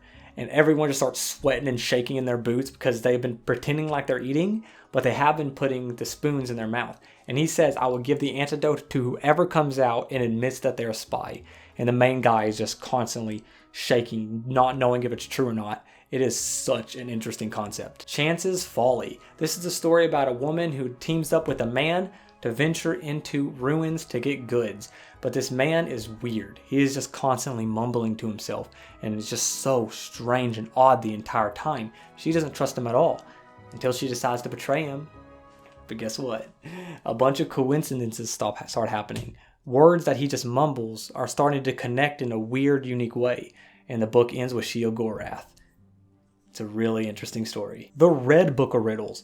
This is a spoof riddle book. It is a book making fun of the Yellow Book of Riddles because these riddles are absolutely ridiculous. They're just so funny to read because when you read the riddle itself and you read the answer, it's just so funny, man. And the Yellow Book of Riddles is only 3 riddles, so I think it deserves to be made fun of. This book is actually really funny. The Mirror. This book is about a warrior who is the greatest warrior to ever exist. He is basically only defensive. He never hardly attacks because he waits for the perfect opportunity, because he has never been hit, because he is the perfect defender. Until in one time in battle, he fights up against somebody who is a mirror. Does everything he does exactly how he does it. The main guy ends up losing at the end, only for the ending to reveal that opponent was his long-lost twin, the Mirror. It's a really cool concept, and the ending really ties everything together. It's another fiction story that I think is just done really well, and it's just a fun read overall. Response to Barrow's speech. This book is about basically a guy responding to the speech given by a man named Barrow. Barrow is just talking about how destruction magic isn't even a tree, how it's actually just basic and boring, and people who are destruction mages are just not even good at it. They just chose the easiest path to go down. And this dude is just going off, man, explaining all, just tearing into this speech guy. It is hilarious. I just love when people just go on rants and just start tearing into dudes. And this one's really cool because it does that really well. Avar Stonesinger. This is another Skull book, and the best one by far. It's basically about a grandpa telling his grandson a bedtime story. And it's a story about how this thief came and took everything from the people and everything from the world, and how this unassuming boy sets out to get everything back. It feels so much like a real life bed story, dude. A bedtime story. It's so fun to listen to, just especially in audiobook form. It's like it's just like a bedtime story. I'm putting myself to sleep because I've been doing this for 7 hours, and I'm so tired that it's just, okay, I need to stop. The Falmer, a study. This is basically everything I explained earlier about the Falmer, how I explained what happened to the Snow Elves and how they became the Falmer. This book just explains all of that. And I think the Falmer's lore is actually really, really cool. I love the lore of the Falmer, but I already explained everything earlier about everything that happens to the Snow Elves. So next. The Dragon War. This book is exactly what it sounds like. It is the humans' war against the dragons and how they ended up winning. It goes into a lot of detail about the battles that happened, as well as the ideologies of the dragons and the dragon priests, and how the humans actually fought back and what the tactics they used to win. All that fun stuff. It's a interesting book because I love dragons and I love the Elder Scrolls take on dragons. I don't think I can really explain anymore. It's just a good book overall about a war between dragons and humans. The Alduin Akatosh Dichotomy. This is a book about a guy who's looking into the idea that Akatosh and Alduin are different people, because a lot of the world believe they're actually the same deity, but with different concepts behind them. And this guy is looking into that and delving deep into the idea that Alduin and Akatosh are different people. And at the end of it, he comes to a gross misconception and a completely wrong idea about what truth is. And I really like the idea that this guy is so confident in his results, even though we know as players that his results are completely wrong. It's just fun because of that. And the game knows that, so it really irons home that he's so confident in his results. The Monolith. This is another story about the creation myth, how I mentioned earlier. Basically, this is the same thing, the creation myth of the world, except from the different perspectives of different species. Kind of like the Khajiit, how they had a different idea. This is laying out the different ideologies of the creation myth and how some differ from others, and the basic gist of all of that. This is a very, very, very long book, but the lore is amazing for the world. Withershins. This is such a unique book. This is a book basically about a guy who has a weird illness. Everything is happening in alphabetical order. And it's really cool because when he tries to get healed of this, he goes to everyone to try to heal himself, and he eventually makes his way to a very strange doctor.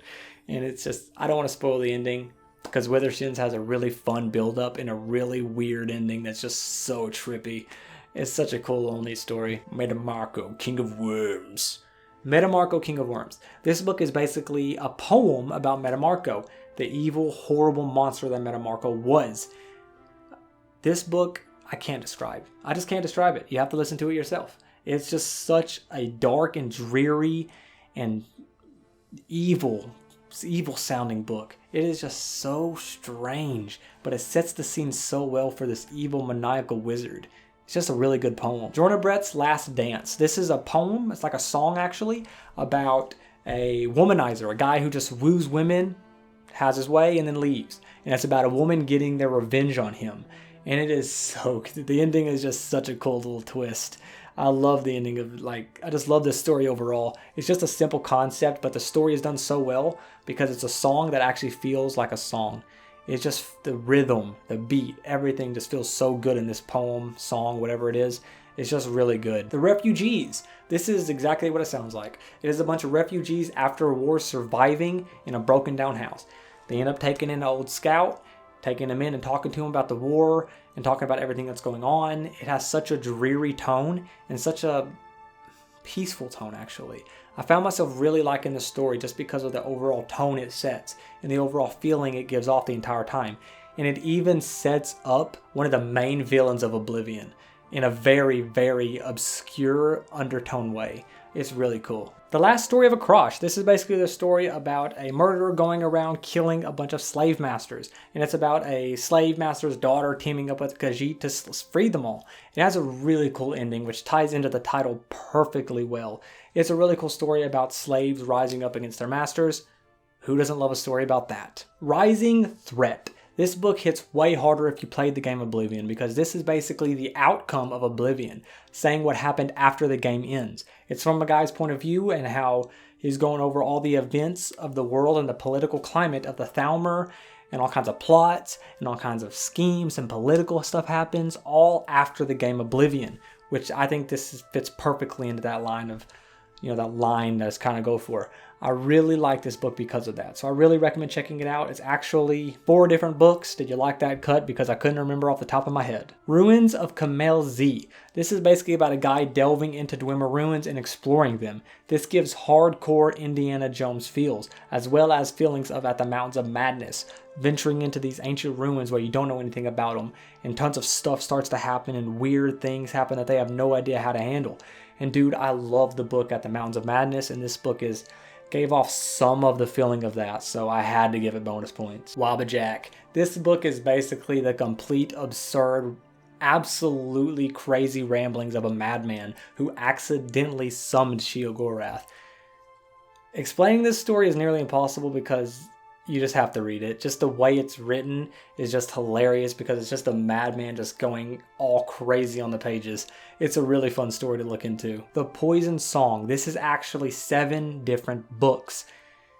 Read them. Just read these books, man. They are so good. It's basically about a guy who is hearing music in his head at all times, and how the music is telling him to do things, and how the music picks up when he does certain events, and how when he ignores a song, a different tune starts to play. It is such a neat concept. Read these books, dude. It is so fun to go through them. I think it's worth going through all 7. If you don't want to read them, listen to the audiobooks of them. But this is an awesome story to check out. Really, it is. The Fall of the Snow Prince. You know how in several of these books I've mentioned the Snow Prince and how he was such an iconic character to the Snow Elves. He is their leader. He is their icon. This is about the fall of him and how he fell. It is such a melancholy book written in such a calm, mystique way about how the Snow Prince was a larger-than-life figure. And it's really awesome because even after he died, the Nords that killed him realized how incredible of a man he was, and they honored him in death. They actually honored him and gave him a proper burial because they knew how important this guy was.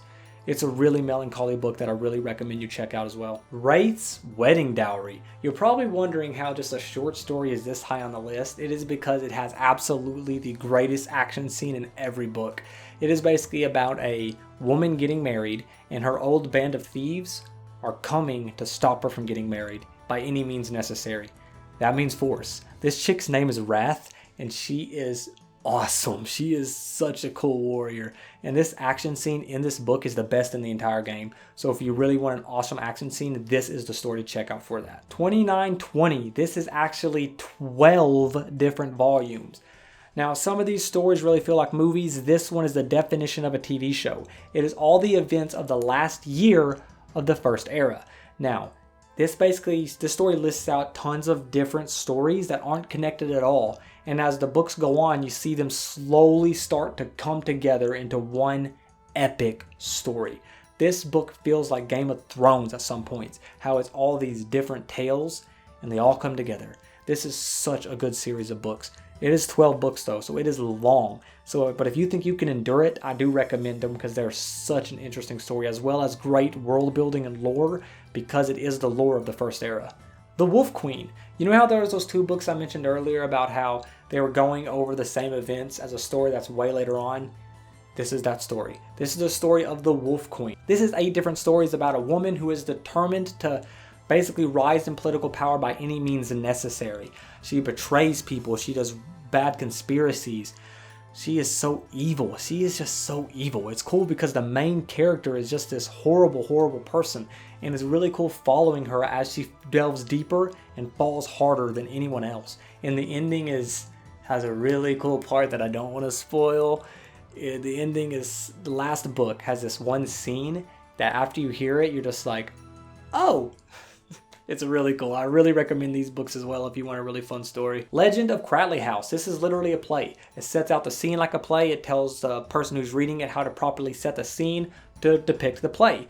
It's about 2 thieves who break into a haunted house. And as the book is going on, 2 different stories are happening at once. One of the stories is basically the thieves who broke into the house and how they're basically seeing the events of what led to this family's death in the house at the same time, because the ghosts keep reliving the experience of the day of their death. And it has a really, really cool build-up and amazing scene setting. Because it's a play, it explains everything about scenarios that are going on in a way that most books don't. And I love that build-up and how it handles all of these melancholy, dark situations. It's a really fun book. A Hypothetical Treachery. This is a really fun one. It's about a bunch of thieves, 2 in particular, who are leaving ruins after getting their bounty, and they're talking about a hypothetical if they were to betray each other. The best part of this book is the fact that they're talking to each other about how they would kill each other. And spoiler alert, they betray each other. And it's really fun seeing all their concepts play out in reality. It's a really neat story, and it's really funny when at the ending. The ending is really funny, seeing everything connect. Palla. This is 2 different books. It's about a guy who he goes to a rich woman's house just to see it, basically, as a party, and he sees a statue of a woman fighting a monster. He is instantly in love. He sees her and he's just instantly in love with this woman. So he starts delving into necromancy in order to revive this woman, to see her again, or for the first time, because he's so deeply in love with her, you know what I mean? I don't want to spoil it. It has such a fun ending. Go read it. There's only 2 of them. The ending is so satisfying and such a cool ending, man, that I just don't want to spoil it, honestly. Go check it out. Mystery of Talara. This is 5 different books, and it's a story about a woman who goes to a kingdom to dance for them during a festival. But it starts to delve really deep into her origins, as well as the origins of the royal family themselves.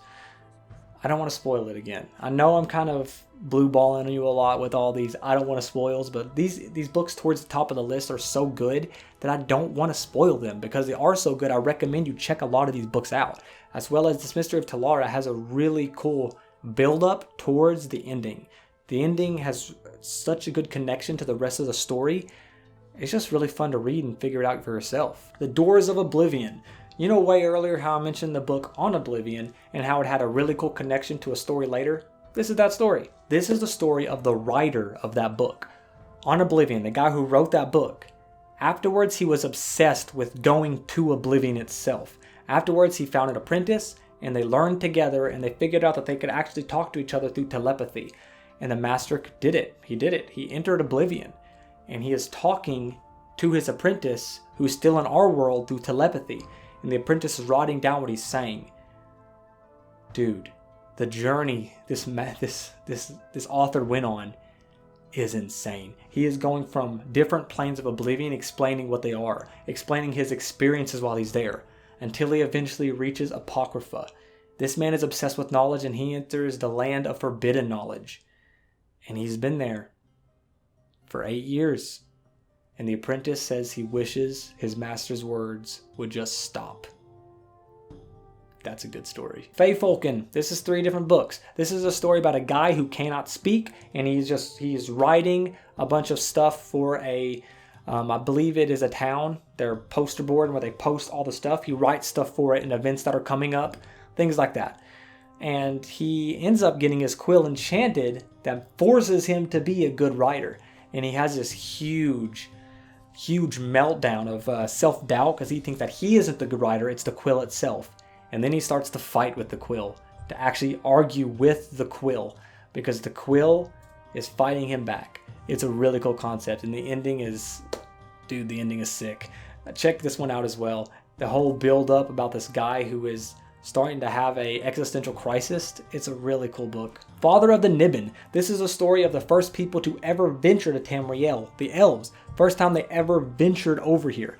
And it is hilarious and so interesting. It's about this boat called the Niben that is just traveling around in the oceans and then through the rivers.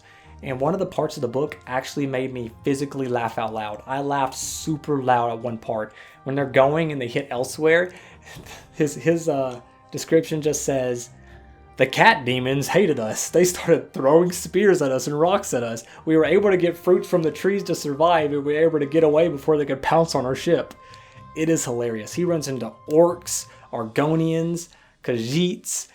He even runs into a race of bird people who we never see in game. And the person actually writing the book says he doesn't even know what this dude was talking about because they have never been discovered, these bird people. Really cool concept. Love the story. A lot of cool lore in there too. Beggar, Thief, Warrior, King. 4 different books. Beggar, Thief, Warrior, King. It is the same story about a guy who is ascending to a higher purpose.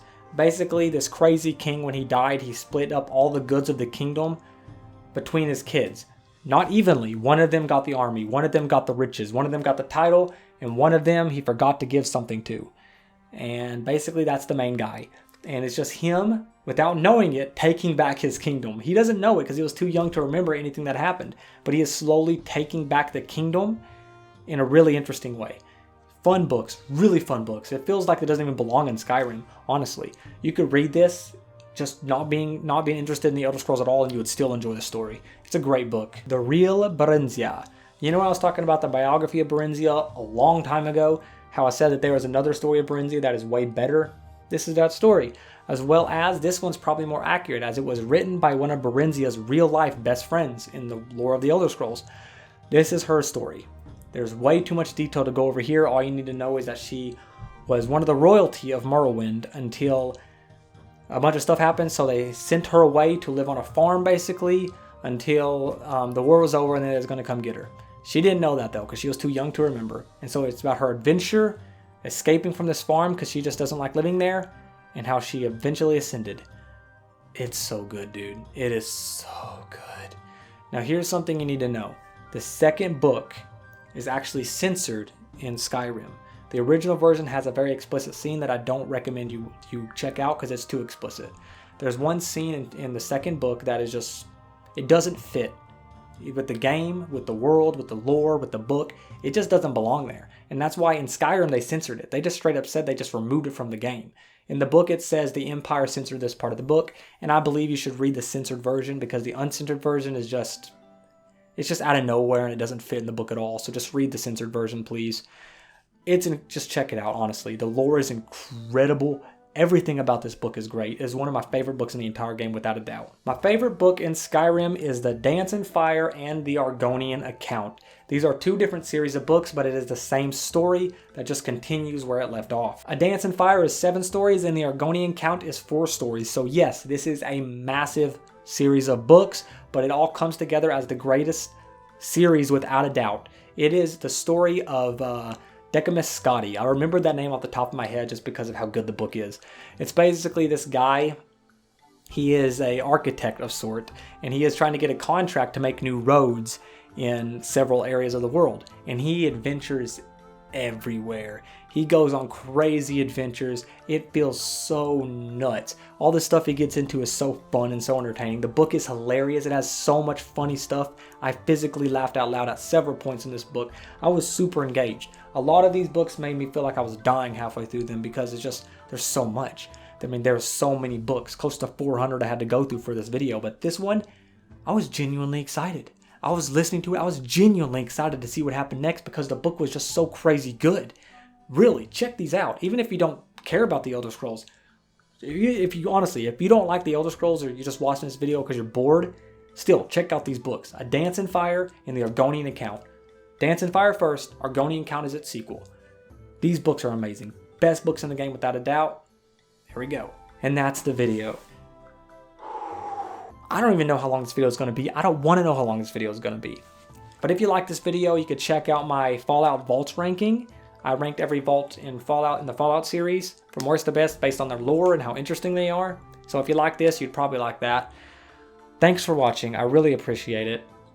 As you can probably tell, I'm all Skyrimmed out, so my next video is actually not going to be about Skyrim. I've been actually wanting to make this next video for a while now, so I hope you check it out too. Anyways, I've never been happy to say this more in my entire life. Anyways, thanks guys. See ya. Water.